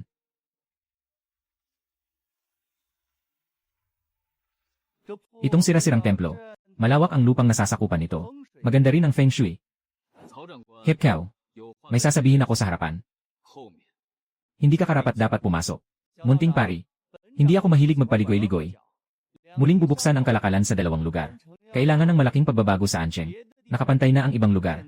Ngayon, kayo na lang ang natitira sa hilagang bahagi ng lungsod. Kaya, kailangan ng gibain ang Tianshan. Agad na umalis sa labas ng lungsod. Matagal nang nakatanim ang Hongshan sa Ancheng. kahit na bumagsak ang langit. Dito, hindi ako alis kahit isang pulgada. Sobrang lakas. Na napansin ka ng Ginoong Cao. Ito ay dahil sa kabutihan ng iyong ninuno. Sumunod ka lang. Kung hindi, ano naman ang gagawin ni Xiang? Ang pagbabago sa Ancheng ay utos mula sa itaas. Hayagan mong nilalabanan. Gusto mo bang mag-alsa? Utos. Ipakita mo nga. Puro kasalita. Gusto mo lang agawin ang teritoryo ko. Ano ka ba? Bata. Sinasabi ko sa'yo, pag-isipan mo ang mga magiging resulta. Yung mga tao sa likod ko, kayang patayin ka. Mas madali pa kaysa sa pagpatay ng langgam. Ginoong Cao. Ito ay pagbabanta sa akin. Bitawan mo ako. Gumagawa ng sariling kulungan. Magpapakamatay ka. Ang bagal mo.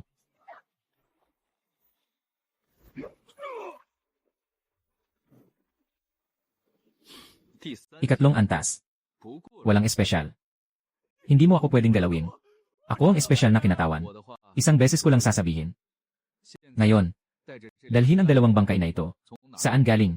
Doon ka bumalik. Ay, bagong ayos lang, hindi pa umabot ng 2 araw. Kailangan na namang gumastos para ayusin. Hindi pwede. Hindi pwede to. Gino Chen, tulungan mo ako. Yung demonyong to ay magpapabagsak. Agad siyang hulihin. Hindi mo pwedeng galawin ako.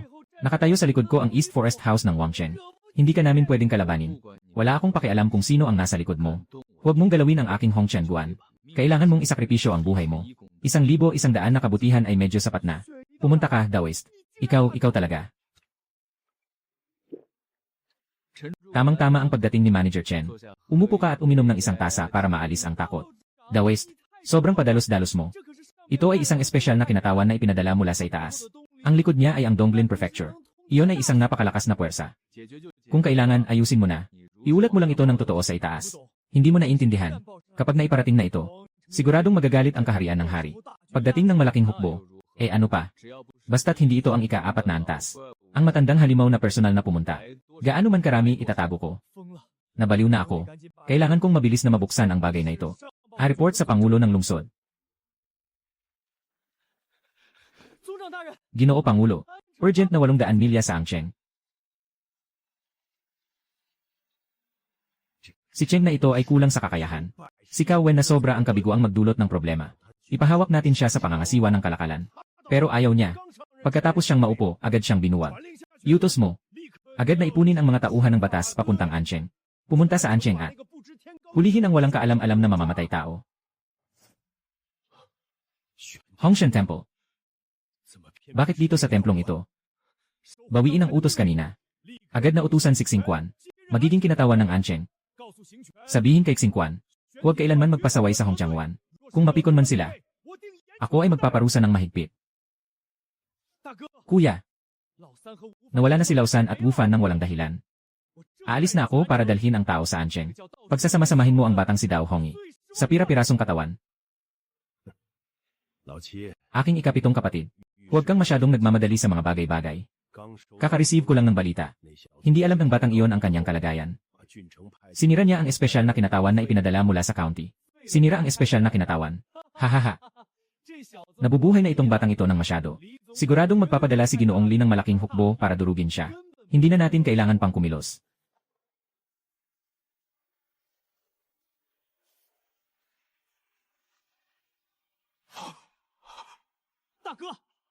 Anong nangyari? Hindi ba si Ginoong Li? Anong katarantaduhan ito? Hindi lang siya nagtanong. Sa halip, nagbigay ng utos na mamatay. Bagong espesyal na komisyonado. Huwag makipag-ugnayan sa Taiyangguan. Kahit kaunti. Ano? Bakit? Kahit ang pinuno ng lungsod ay umatras na. Isang posibilidad lamang. Yung tubig sa likod ng templo. Sobrang lalim na kahit si General Li ay hindi kayang harapin. Ganito na lang ba ang pagtatapos ng galit ng pangatlong kapatid? Ano na ang natira sa dangal ng pamilya Wu? Mas mahalaga ba ang dangal o ang buhay? Isang bakal na bagay na hindi kayang lapitan ng buong lungsod. Bakit tayo, pamilya Wu, ang susugod dito? Pangatlong kapatid, pumili ka sa pinakamahalagang bagay sa silid tanggapan. Maghanda ka ng isang malaki at magandang regalo. Personal kang pumunta sa Ancheng Hongshan Pavilion. Humingi ka ng paumanhin. Kahit gaano pa kalaki ang iyong pinagdadaanan. Kailangan mong ayusin ang alitang ito sa akin. Naiintindihan ko na. Pinuno ng palasyo. May balita mula sa Ancheng. Wala na si Ginoong Cao Wen. Namatay siya sa isang batang tao na tinatawag na Daoqi. Isang 16 na taong gulang na alagad ng Diyos. Si Cao Wen ang walang silbi. Hindi man lang makayanan ang isang alagad ng Diyos mula sa baryo. Ngunit, Sa edad na 16 na, kaya niyang talunin ang ikatlong antas. Mga ganitong henyo, kung makakabawi sila sa ilalim ng aking pamumuno. Anong pangalan ng templo na kinaroroonan ng batang iyon? Ano ang pangalan nito? Pabalik sa punong bahay. Ito ay tinatawag na Hongshan Temple. Punong bahay. Kailangan mo bang ipaglaban ang aking kapatid na lalaki? Kailangan talagang mahuli ang demonyong iyon. Saksak ng libo-libong beses. Tumahimik ka. Magpasya ka. Pumunta ka sa lugar na yon. Gusto mo bang mawala ang buong Donglin Mansion? Na parang usok at alikabok.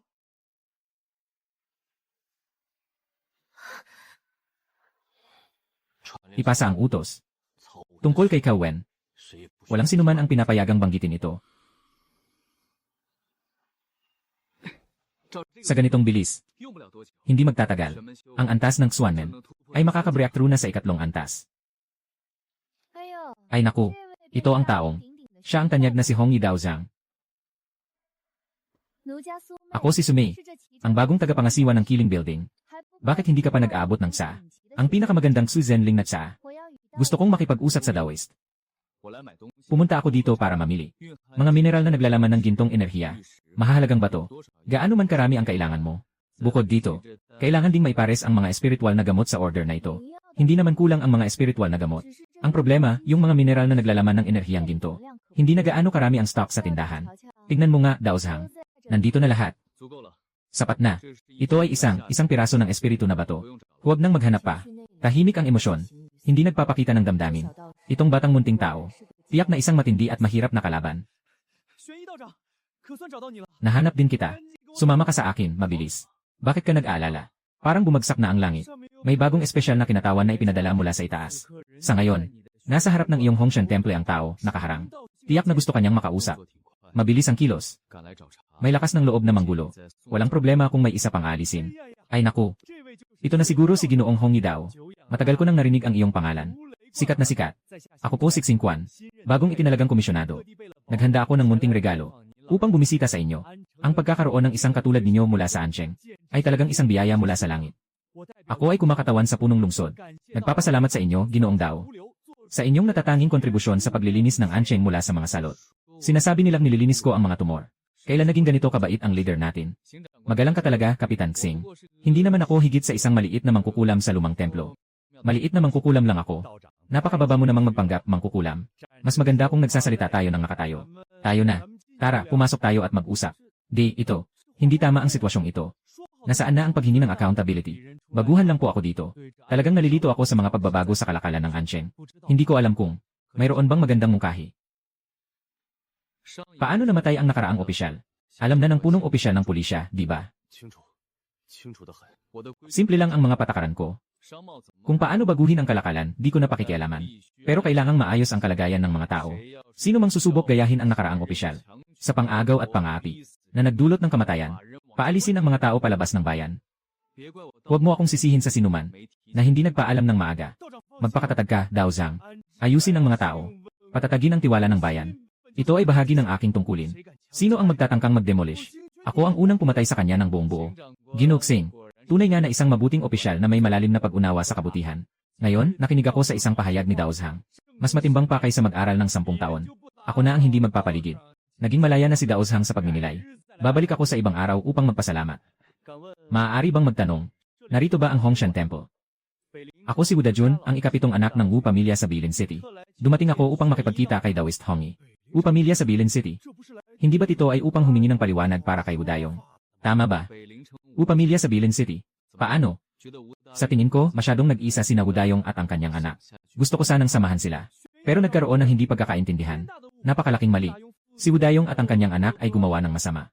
Dahil sa kanilang sariling kasalanan. Ang abala ay nagsasagawa ng katarungan ayon sa langit. Tulungan mo akong linisin ang tahanan ng Wu. Kami ng Wu ay lubos na nagpapahalaga. Walang anuman. Isipin mo na lang ito bilang pangkalahatang bayad para sa tiyaan ng monghe. Ganito lang. Buksan ang pangalawang kahon. Ginoong Wu, sobrang labas na nito para sa iyo. Ang pag-aalis ng panganib para sa mga tao ay tungkulin namin. Paano kami makakatanggap ng ganitong malaking regalo? Ang istilong ito, mas mabilis pa kaysa sa pagtanggap ko ng suhol. Ang taong ito ay tiyak na hindi dapat kalabanin. Ang monghe ay may mataas na prinsipyo at integridad. Dahil tapos na ang alitan. Ako po. Uwi na po ako upang magulat. Kung may utos pa po kayo sa hinaharap, walang pagtutol ang aming pamilya. 2,000 espiritu na bato para sa gamot ay sapat na. Kailangan pa nating magmadaling bumili pa. Kapag nagsimula na ang kalakalan, lahat ng mga demonyo at halimaw ay lumabas na. Ako. Nandito na ang trabaho. Guro, tama ang napuntahan nyo. Sa labas ng bayan, 30 milya ang layo, sa itim na hangin na bundok. Kagabi lang ay may nangyaring napaka-misteryosong bagay. Si Lao Zhao. Nakahanap siya ng gintong ingot ngayon. Ngiti niya parang umabot na sa likod ng ulo. Mas masaya pa kaysa sa pagkuha ng gintong ingot. Ang bagong dating na si Director Xing. Kahapon lang siya umupo sa pwesto. Agad niyang dinala ang pamilya ng kuya ko mula sa labas ng bayan. Nabayaran pa ang relocation fee. Siksing Kwan ay isang matalinong tao. Kailangan kong pumunta kay Igo para magtanong tungkol sa mga engkanto. Ubus na ang mga merito ko.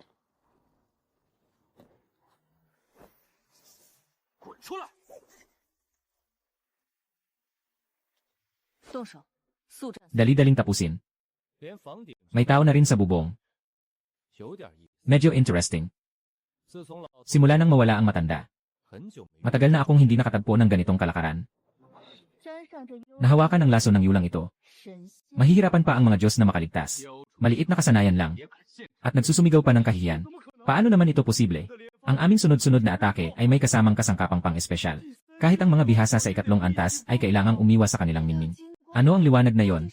Ano ba talagang uri ng masamang kasanayan yon? Hindi maganda ang hindi makipag-ugnayan kapag may dumating. Tapos na ba kayo sa inyong pagbati? Ngayon, panahon na siguro para sa akin.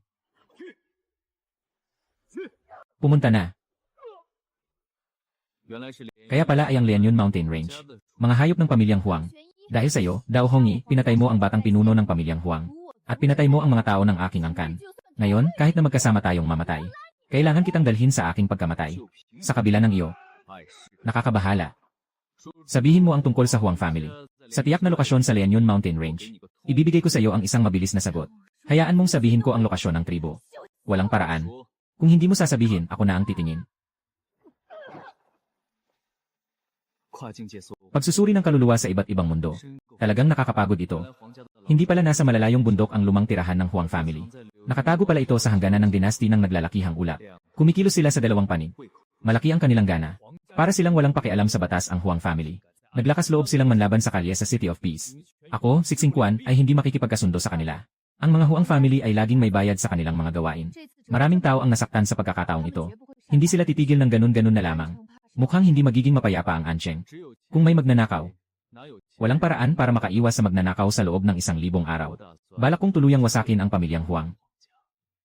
Mga Ginoo, interesado ba kayong makihati sa kita? Kamakailan sa kalye, nakita rin ng lahat, ang grupong Huang na ito, parang pangkaskas ng aso. Kung may una, tiyak na magkakaroon ng pangalawa. At pangatlo, kaya, balak na ang plano ni Daozhang ay manguna sa laban. Para tuluyang maputol ang problema. Tama ka. Ang aking alituntunin ay, putulin ang ugat. Daozhang, ikaw ay baliw. Sa tingin mo, kaya ba ng mga taga-Ancheng na ito, 10 unit ng mga kawal? At ang mga tao sa bantay, ay pupunta sa lumang kubo ng Huang. Isang maliit na pamilya Huang lang. Kami lang ang ilang tao. Ay sapat na. Maliit na pamilya Huang. Isa sa 5 dakilang pamilya sa Yonshan. Mga eksperto sa ikalawa at ikatlong antas ng clan. Hindi mabilang. Tara na. Iyan ay tinatawag na paghahatid ng gulay. Kung magbibigay tayo ng 1,000 hakbang. Napakalaki ng Hanlong Mountain Range. Sobrang lalim ng taguan ng pamilya Huang. Hindi natin alam kung nasaan ang pintuan. Paano tayo lalaban? Yung nakamaskang babae kanina. Ay sinyasat ko na. Ang tunay na kuta ng Huang. Ay alam ko nang mabuti. Nasaan ito? Nasa tabi ng Liuyun Dynasty. Sa gilid ng Linyun Mountain Range. Nasa hangganan. Ang mga hayop na ito ay may malaking lakas ng loob. Sa ilalim ng pangalan ng 5 malaking pamilya ng Qianfeng Dynasty. Sikaping magtayo sa ilalim ng Liuyun Dynasty. Ito ay malinaw na naglalaro sa dalawang panig. May masamang balak. Maaaring isipin ng tatlong ito. Ang ganitong malaking kaso ng pagtataksil sa bayan. Kung ito ay direktang iulat sa lungsod ng lalawigan. Dumating na ang malaking hukbo. Sasalantain ang pamilya Huang. Ngunit ang ganitong malaking tagumpay ay wala nang kinalaman sa inyo. Pumunta na at tapusin. Ang pamilya Huang. Sigurado ka bang mayroon kang kakayahan na makamit ito ng buong buo? Hindi. Sobrang mayabang ako kung ganun. Maging maingat ka. 9% 8. Ang matibay ay nabubuhay. Ang mahihina ay namamatay. Tungkol dito, ang kayamanan ay nasa panganib. Ang pamilyang Huang na ito ay puno ng kasamaan. Ako, si Chen Zidong, ay pupunta rin. Isama niyo ako sa pag-iingat. Ganitong pagkakataon. Kapag nawala, pagsisisihan mo ito habang buhay. Magandang balita. Naway magtagumpay tayo. At makabalik na puno ng tagumpay. Mister, kailan tayo kikilos? Mahalaga ang bilis ng aksyon. Itakda natin sa umaga bukas. Samantalahin ang balita ng pagkabigo sa pagpatay. Bago pa ito makarating sa pamilya Huang, diretso tayong umatake nang hindi sila handa. Dahil ito ay isang pagsalakay. Huwag nang isama ang mga may mababang kakayahan. Pupunta lang sila para mamatay. Bukas ng umaga sa pagdapo ng liwanag. Magtipon sa lumang templo na 10 milya sa labas ng bayan. Hatiin sa mga grupo. Lumabas ng bayan sa mga batch. Huwag magdulot ng ingay sa mga mata ng Huang na naiwan. Kakareceive lang ng agarang liham. Ang grupo na ipinadala para patayin yung batang yun sa Ansheng. Lahat sila nasawi. Walang nakatakas na kahit isang mensahero. Hindi pwedeng mangyari yun. Kasi yun ay isang buong koponan ng mga eksperto sa pana at pana. Kasama pa ang 3 eksperto sa ikatlong antas. Baka naman, yung batang si Dao Hongyi, nasa ika-4 na antas na siya ng kapangyarihan. Ika-4 na antas. Isang 16 na taong gulang na bata pa siya. Imposible nang mag-ensayo mula sa sinapupunan. Sa Ansheng, maraming puwersa ang naghalo-halo kamakailan. Malamang na swerte lang ng batang iyon. Nakatagpo siya ng mga tao mula sa county office. At mga eksperto mula sa garrison. Pero kahit sino pa ang makialam. Dao Hongyi, kailangan mamatay. Dahil masalimuot ang sitwasyon sa Ansheng, bakit hindi muna tayo magpahinga? Magplano ng maayos. Para sa isang batang leader, nagsakripisyo tayo ng maraming elite. Ay, hindi ito sulit. Ano ang alam ninyo? Ang pagkamatay ni Lin Yu ay naging isang buhol na nakabara sa aking puso.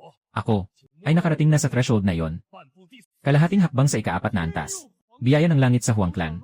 Kung makakaya ng clan leader na lampasan, ako, ang Huang Clan, ay magiging tunay na dominador sa Linyon Mountain Range. Sa totoo lang, kung hindi matanggal ang inner demon na ito, sa panahon ng Thunder Tribulation sa pag-akyat, walang duda na mamamatay ako. Kaya, kailangan niyang mamatay. Hindi para sa paghihiganti kay Lin Yu, kundi para sa aking dakilang landas. Kami ay handang mag-alay ng buhay para sa pinuno. Walang takot sa kamatayan. Hindi ito maaaring madaliin. Magpadala muna ng mga espiya sa Ansheng. Sundin ng mabuti ang galaw ng batang iyon. Basta't siya'y mag-isa. Ako mismo ang magdadala ng tao. Gamit ang matinding paraan. Upang siya'y mapatay. Anong ginagawa mo? Nagkasundo tayong hatiin ito. At tahimik na umalis sa bayan. Ikaw pa. Nagbukas na ng tindahan dito. Chief Chen. Huwag kang magmadali. Basta't sumunod lang sa likod. Madali lang ayusin. Pero, Master, maraming espiya ang pamilya Huang. Maghiwa-hiwalay tayo sa paglabas. Hindi pa rin natin tuluyang natanggal ang mga sumusunod sa atin. Sa akin din, nakaiwas na ako sa 2 grupo. Ang pamilya Huang, matigas na kalaban. Mukhang mahirap silang tibagin ngayon. Kahit mahirap, kailangan pa ring subukan. Yung grupo sa Linyon Mountains, kailangan silang tuluyang alisin ngayon. Tuluyang alisin. Dao Hongyi, akala mo ba talaga ay isa kang malaking tao? Huang Laosan, bakit nandito ka? Chen Zidong, ikaw walang silbi mong tagapangasiwa. Akala mo ba ang simpleng palusot ay makakalusot sa kuya ko? Ngayon, kayo ay kailangang manatili dito. Talagang matapang ang pamilya Huang. Kahit ang mga tao sa ating pangangasiwa ay nilalabanan. Sa gitna ng liblib na lugar, wala na kayo. Sino ang nakakaalam na tayo ang gumawa niyan? Kami ang umatake. Turuan mo sila. Hindi alam ang panganib. Mahal na espiritu, mangyaring bumangon. Si Rain. Ikaw, anong klaseng paraan ito? Hindi ka isang karaniwang nag-aaral. Ikatlong antas. Nakapagtagumpay ka. Ginoong Huangsan. Maganda ang tanawin ng kabundukan ng Lianyon. Sayang, hindi na kayo makakakita nito sa hinaharap. Sino ba ang apelyido mo? Huwag kang magyabang. Alam na ng kuya ko na darating kayo. Ang pangunahing puwersa ng kabundukan ng Lianyon. Nasa Ansheng na ngayon at sinisiyasat ang mga lihim nyo. Ang mga pamilya ninyo. Wala ni isa ang makakatakas. Guro, walang laman ang Ansheng. Ano ang gagawin natin? Pumunta na sila sa Ansheng. Sakto naman. Nasa Ansheng ako. Nag-iwan din sila ng malaking regalo para sa kanila. Hahaha. Kahapon ng gabi, nakatulog ako ng mahimbing Ginoong Xing. Sapat ba ang tao? Bilangin mo kami ni Ginoong Chen. 5 tao lahat. Lahat ay mga pinakamagagaling mula sa nakaraang gwardya. Kahit sa pinakamasama, ito ay isang dalubhasa sa gitnang yugto. Mahirap makabuo ng ganitong kayamanan sa Ansheng. Talagang hindi madaling gawin. Para sa Huang na pamilya, sapat na ito. Kapit New. Napakaaga pa. Anong palabas ito? May ulat mula sa mga espiya na pumasok sa Ansheng Town na si Xiao Hongshan. Kahapon ay nahuli silang lahat. Ito ay isang maliit na bahagi lamang. Mayroon pang 20 o 30 espiya na nakapasok na sa lungsod. Mabilis ang kanilang galaw. Mukhang napansin na nila na nabigo ang ambush. Nagsimula nang maglatag ng lambat. Itong grupo ng mga dilaw na balat, talagang hindi nawawala. Itong grupo ng Huang ay isang sakit. Kailangan talagang ugatin. Walang dapat maiwan. Ipadala na. Ito ay isang pinahina na bersyon ng 5 Thunder Talisman at Evil Subduing Talisman. Kulang ang laban sa malaking demonyo. Ngunit kung makatagpo ng masamang espiritu, makakapagligtas ng buhay. Dahil nagmamadali ang pamilya Huang na muling ipanganak. Kaya't samahan natin sila sa kanilang paglalakbay. Umalis na tayo agad. May kakaiba. Naghahanap ng gulo ang halimaw.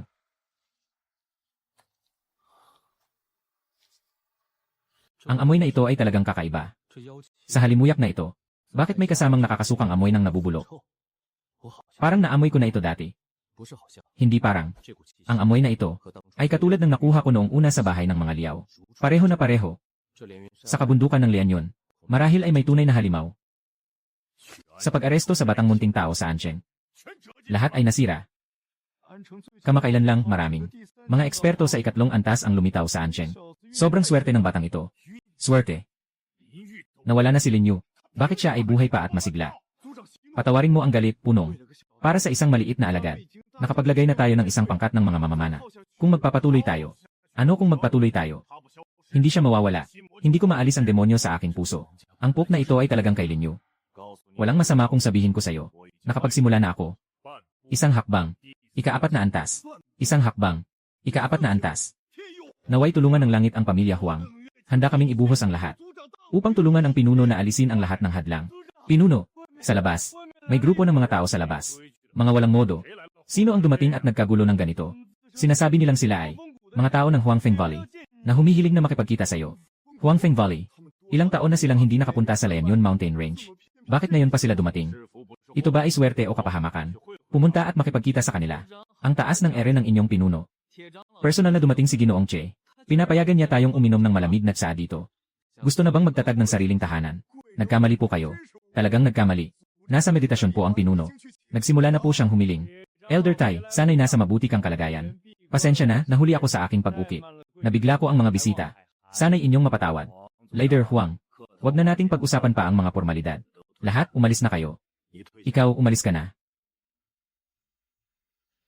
Ako'y inutusan ng pinuno ng lambak na pumunta rito. Ang karaban ng kaharian ng Liuyon ay malapit nang dumaan dito sa inyo. Patungo sa kaharian ng Qianfeng. Ang ibig sabihin ni Elder Tai, gusto ko na ang pamilya Huang ninyo ay alamin ng malinaw ang lahat tungkol sa galaw, bilang at ruta ng karaban. Dapat ninyong malaman ang lahat ng detalye. Iulat mo sa akin anumang oras. Siya sa atin ang mga karavang ng 2 dakilang dinastya. Matandang tanso. Ito ay pinapagawa ninyo sa amin, pamilyang Huang, na humawak sa puwit ng tigre. Masyadong malawak ang kasangkot dito. Masyado nang manipis ang yaman ng pamilyang Huang. Talagang hindi namin kayang dalhin ang panganib na ito.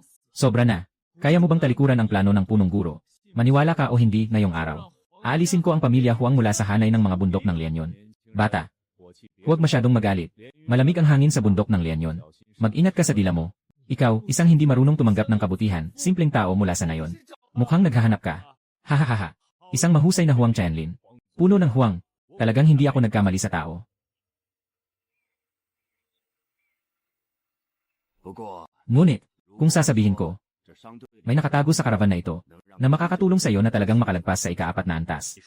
Anong sinasabi mo? Huwag kang magsalita ng ganyan. Matagal nang nakatigil ang pamilya Huang sa tuktok ng 3 antas. Hindi basta-basta makakalagpas gamit ang isang karavan. Maliwanag ang ibig sabihin ng pinuno ng lambat. Kailangan niyong alamin ang galaw ng karavan. Kikilos kami sa Huangfeng Valley. Pagkatapos ng tagumpay, lalabas ang Huang family para ayusin ang sitwasyon. Tatanggapin ito. Nagkaroon ng problema sa mga karavan ng 2 malaking dinastya. Gusto niyong ipasa sa Huang family ang pagkakamali. Ano ang kaibahan nito sa pagpapadala sa amin sa kamatayan? Huwag magmadali. Pagkatapos ng tagumpay, ang Huangfeng Valley ay mag-aayos ng bagong tirahan para sa inyo. Na malayo sa impluensya ng Liuyon Dynasty. Saka, ito ay Pohongdan. Makakatulong sa iyo na makalagpas sa ika-4 na antas na may 3% pang tiwala. Basta tumango ka. Ito ang deposito ng pamilya Huang. Ang trabahong ito ay tinanggap ng pamilya Huang. Talagang may kaalaman si Patriarka Huang sa sitwasyon. Hindi maghihintay ang punong guro ng mga taong handang magsakripisyo para sa kanya. Paalam. Mayroon na tayong binasag na Diyos na bula. Kahit na isakripisyo ang buong pamilya Huang, ano ngayon? Umalis na sila. Ano bang gusto ng Huangfeng Valley sa atin? Walang malaking bagay. Basta bantayan natin ang galaw ng karavang ng Liuyon Dynasty. Ayos lang iyon. Akala ko. Ilalagay na sa tabi ang usapan tungkol sa karavang. Agad kang magpadala ng tao na sumisid sa Ansheng at bantayan ng mabuti ang batang alagad ng Diyos na iyon. Puno ng tribo. Masyadong malalim ang tubig sa Ansheng ngayon. Namatay ang ilan sa atin doon. Hindi ko alintana kung gaano kalalim ang tubig. Basta't makahanap ng pagkakataong mag-isa siya. Agad na ipaalam sa akin. Pupunta ako sa Ancheng para tapusin siya. Doon sa harap sa lambak na yon, tirahan ng pamilya Huang. Sa wakas, natagpuan na natin ang kanilang pugad. Ginoong Daan, kailan tayo kikilos? Maghintay muna tayo. Natutulog na sila. Papasok tayo para bumati. Siguradong hindi inisip ni Huang Tianlin ito kahit sa kanyang mga panaginip. Hinahanap niya tayo sa buong mundo. Tayo naman. Naipatong na natin ang kutsilyo sa lig niya. Ano ba yon kung nasa lig na niya? Sa araw na ito, ang dami nating nakasalubong na kakaibang nilalang. Ni hindi pa nga natin alam ang pasukan. Pero 5 na agad sa mga kapatid natin ang nawala. Punong dao. Madaling ipagtanggol, mahirap lusubin ang lugar na ito. Ang natitira nating mga tao, mukhang hindi sapat para punan ang hukay na ito. 30 bantay sa harap, 50 bantay sa likod. Magkakabit ang mga bitad. Kung gusto nating makapasok ng hindi napapansin, walang posibilidad. Ano ang gagawin natin? Kailangan ba talagang pilitin? Sa bilang natin, tayo na lang 4 ang mangunguna. Basta't mabilis tayo. Babasagin ang malaking pinto. Ang natitirang tao ay susunod para linisin ang lugar. Ang pagtango ay isang palo. Ang pagtiklop ng ulo ay isa ring palo. Hawakan mo mula sa gilid na ito. Hugutin ang mga tago sa paligid. Tandaan mo, dapat mabilis ang galaw. Huwag magpapakita ng kahit anong senyales. Parang ginagamit tayo ng Huangfeng Valley bilang pananggalang, kapag nangyari na ang insidente. Ang galit ng 2 dakilang dinastya. Paano natin kayang tiisin ito, pamilya Huang? Hindi natin kayang tiisin. Basta't ako, gagamitin ang ganitong sira-sirang diamante para makapasok sa ika-4 na antas. Sa napakalawak na mundo. Saan ba ako hindi makararating? Kahit na ako na lang ang natira sa Huang family. Isa pa rin itong marangal na angkan. Pinuno ng angkan. Ang mga sinasabi mo, walang kwenta, huwag na nating pag-usapan. Ngayon, ang pinakamalaking hadlang ay yung batang pari. Agad magpadala ng tao sa Ancheng. Bantayan mo ng mabuti ang Hongqian Temple. Basta mag-isa siyang lumabas. Ako mismo ang kikilos. Tatapusin ko siya ng tuluyan. Narinig mo na ba? Malapit nang maabot ng pinuno ang ika-4 na antas. Ang Huang family natin, malapit nang sumikat at umangat. Hindi naman tayo ang makikinabang sa mga pribilehiyo. Sa kalagitnaan ng gabi na ito, wala man lang kahit anong anino.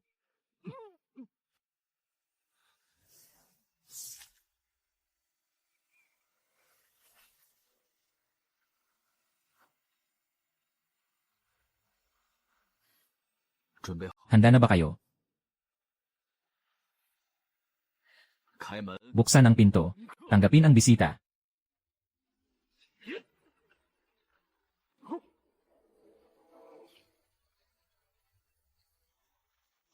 Nasira na ang malaking pinto. Sama-sama tayong pawiin ang mga demonyo. Ang sarap. Kanina pa ako puno ng galit ngayong araw. Sa wakas na ilabas ko rin. Sino ang naglakas loob sumugod sa kampo ng pamilya Huang? Dali, hulihin sila.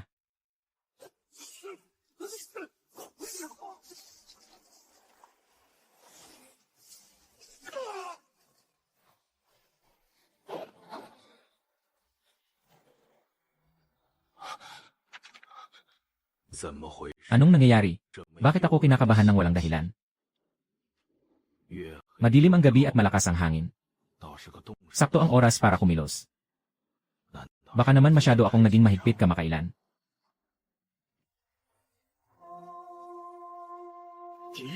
May atake.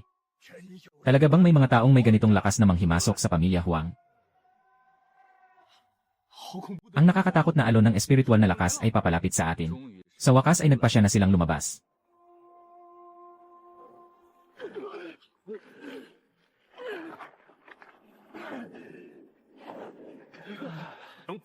Kayang sirain ang aking presensya. Sino ba talaga kayo? Dao Hongyi. Ikaw pala ito. Sakto at hindi ko pa makita ang pagkakataon para alisin ka. Ikaw talagang walang takot sa kamatayan. Naglalakas loob ka pang magpakita dito. Sinira mo si Lin Yu. Winakasan mo ang pinaghirapan ng pamilya Huang ng maraming taon. Feng Huaxu Yulu. Nagmamalasakit ako na hindi ko maalis ang balat mo. Ngunit naglakas loob ka ngayon, na magpakita ng mayabang. At ipapahamak kita. Para sa aking 8 libing. Napaka nakakatakot na kutsilyo. Kapag ang ikatlong antas ay nakatagpo ng ganitong hakbang, tiyak na maglalaho ka. Tamang-tama ang dating mo. Kidlat na wasak langit na kamao.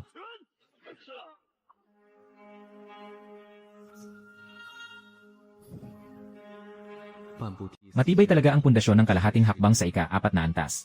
Kung hindi ko gagamitin ang talismang panawagan sa espiritu, malulugi ako kung sapawan ko ng lakas. Ikatlong antas lang naman ito. Kung matanggap mo ang isang atake ko, kahit hindi ka mamatay, may tuturing kang magaling. Pero, ilang saksak pa ang kaya mong tiisin? Itong saksak na ito ay magdadala sa iyo sa kabiguan. Hahaha. Natatakot ka ba? Wasakin mo ako.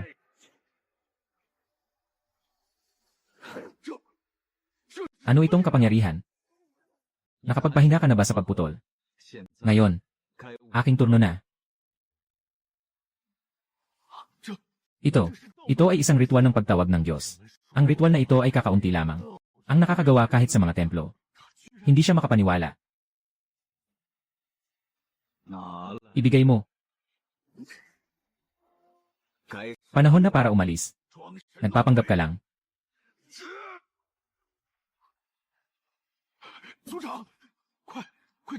Bilisan mong kainin.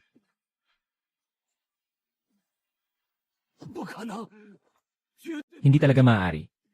Ang lakas ng ataking iyon. Tiyak na umabot sa ika-4 na antas. Punong Huang.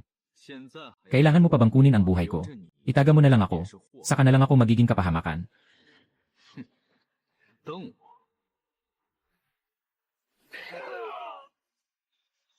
Dao Hongi.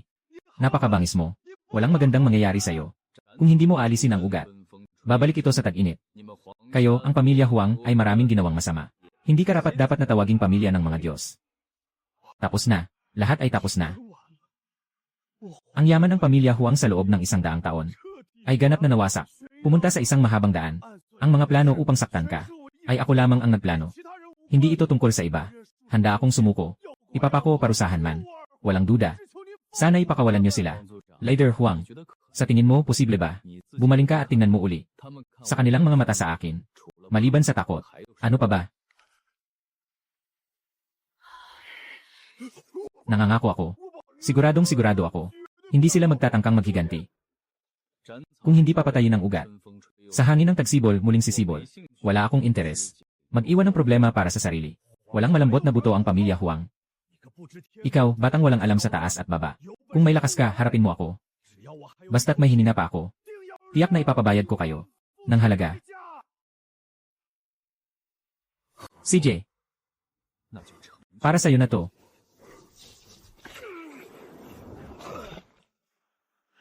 Matandang puno. Mga kriminal, makikipaglaban kami sa'yo.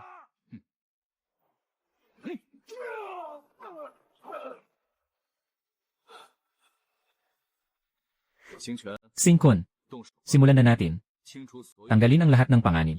Walang natira. Chuan, naiintindihan. Ibigay mo sa akin.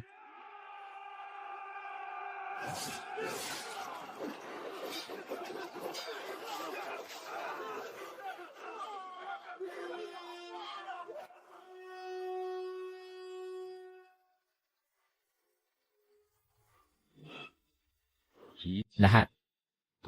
Tapos na.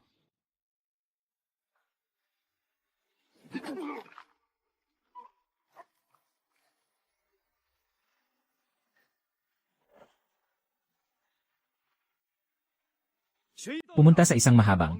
Ang pamilya Huang ay nasa itaas at ibaba. Lahat ay nalinis ng maayos. Walang natirang humihinga. Sobrang ganda.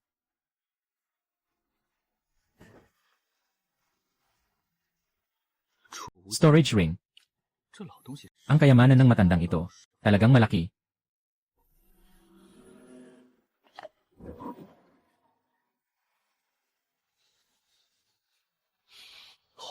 Napaka makapangyarihang dansyang. Ano itong kayamanan? Pagsira ng Diyos na biyaya. Ginagamit para makalampas sa pinakamataas na antas ng ika-4 na antas. Buti na lang at kumilos ako ngayong gabi.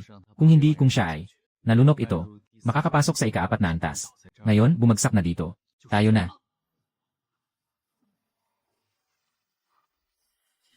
Umalis na kayo. Mas mabuti pang lumayo kayo. Apoy na sumisira.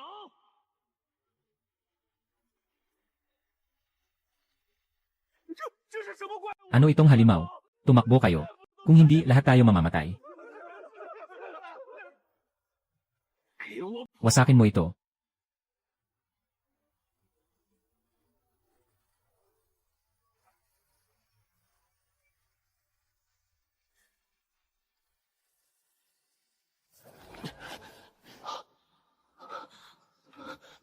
May mali. May isang napakadelikadong amoy na papalapit. Tumuloy na. Agad na pumasok sa bundok. Magandang bagay. Sobrang matindi ng mga taong ito. Walang natira kahit isang buhok. Isang malaking pamilya ng Huang. Isa sa 5 dakilang pamilya. Sa ganitong paraan lang, sila pinutol ng husto. Sa totoo lang, ano bang? Diyos ang naistorbo. Sa aming paglalakbay sa Linyon Mountain Range, medyo nasakop na namin ito. Tama ba? Na dapat na tayong bumalik sa Huangfeng Valley para mag-ulat. Tapusin muna natin ang inuman na ito.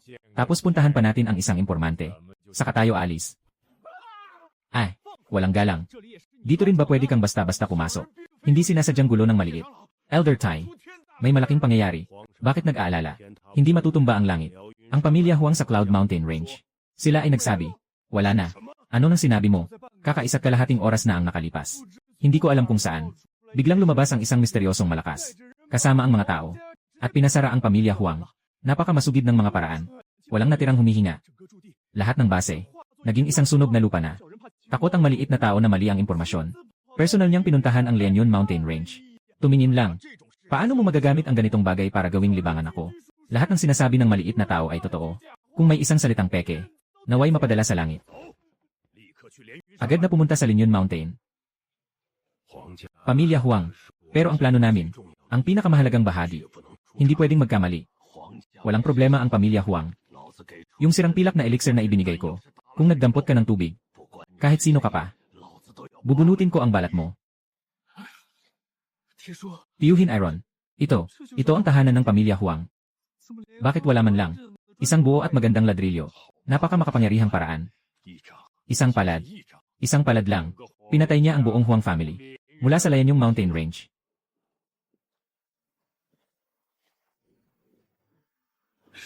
Ito ay ang naiwang malupit na kapangyarihan ni Huang Tianlin. Wala na rin siya. Baka mga tao mula sa dinasti ng Liu Yun. Naiintindihan na niya. Plano natin. Nagsimula na tayo ng maaga. Hindi mangyayari. Ang mga gawaing imperial ay may formal na proseso. Hindi namin gagamitin ang ganitong matinding paraan para burahin ang ugat. Tingnan mo ang kapangyarihan ng palad na ito. Siyempre, ang pinakamalakas sa ika-4 na antas. Gawa ng tao. Wala nang halaga ang pamilya Huang. Ang aking sirasirang diamante. Hindi pwedeng mawala. Kahit sino ka man. Huwag kang mangahas na lunukin ang aking sirasirang diamante. Masama ang nangyari sa Huangfeng Valley ko. Kailangan kitang parusahan para magbayad ka. Nandyan pa ang init ng palad. Yung tao may dalang bagay. Tiyak na hindi siya malayo. Mula sa guho na ito bilang sentro, sa loob ng 100 milya, maghukay ng 3 talampakan. Kahit na baliktarin ang kabundukan ng Lianyon, dapat kong mahanap ang taong kumuha ng binasag na diamante at hilahin siya. Ang lakas ng kanyang aura ay napakadominante. Isang kamay lang, nawasak ang 1 kilometro. Pati ang ugat ng lupa ay nawasak. Hindi ito kayang gawin ng isang tao sa 3 antas. Hindi ito kakayahan ng ganoong antas. Elder Tai, nalibot na namin ang ilang 10 milya sa paligid. Wala man lang anino ng tao o multo kaming nakita. Sa guho, huwag nang umasa sa mga nakaligtas. Wala man lang ni isang buo na kasangkapang mahiwaga. Ni kahit isang halamang espiritual na naiwan. Lahat ay naging abo. Malinis na kasamaan. Iyong Iron. Wala na ang pamilya Huang, wala na talaga. Pero yung sirang diamante natin. Akala mo ba hindi ako nasasaktan? Iyon ay kayamanan na nakuha ko. Matapos akong mangako sa harap ng pinuno. Kahit sino man. Na mangahas na sirain ang mga mahalagang bagay sa Huangfeng Valley. At sumipsip ng aking elixir. Dapat siyang magbalik ng doble nito. Kamakailan lang ang pamilya Huang ay nakagawa ng malaking kaaway. Narinig ko na. May isang maliit na monghe sa Ansheng na nagngangalang Dao Hongi. Kamakailan lang. May sumira sa 8 anak ni Huang Tianlin. Hinahanap siya ni Huang Tianlin sa buong mundo. Ansheng. Dao Hongi. Ang may pinakamalaking sospetsa. Pumunta sa Ansheng. May halimaw na kayang pabagsakin ang pamilya Huang sa isang suntok. Tayo-tayo lang ang nandito. Pupunta sa Ansheng. Hindi ba parang nagpakamatay lang tayo? Tanga. Pinapunta kita para mag-imbestiga. Hindi para magpakamatay. Basta makumpirma na siya ang may gawa. A-report agad kay Guzu. Ang makapangyarihan sa loob ng gulod ang hahawak sa kanya.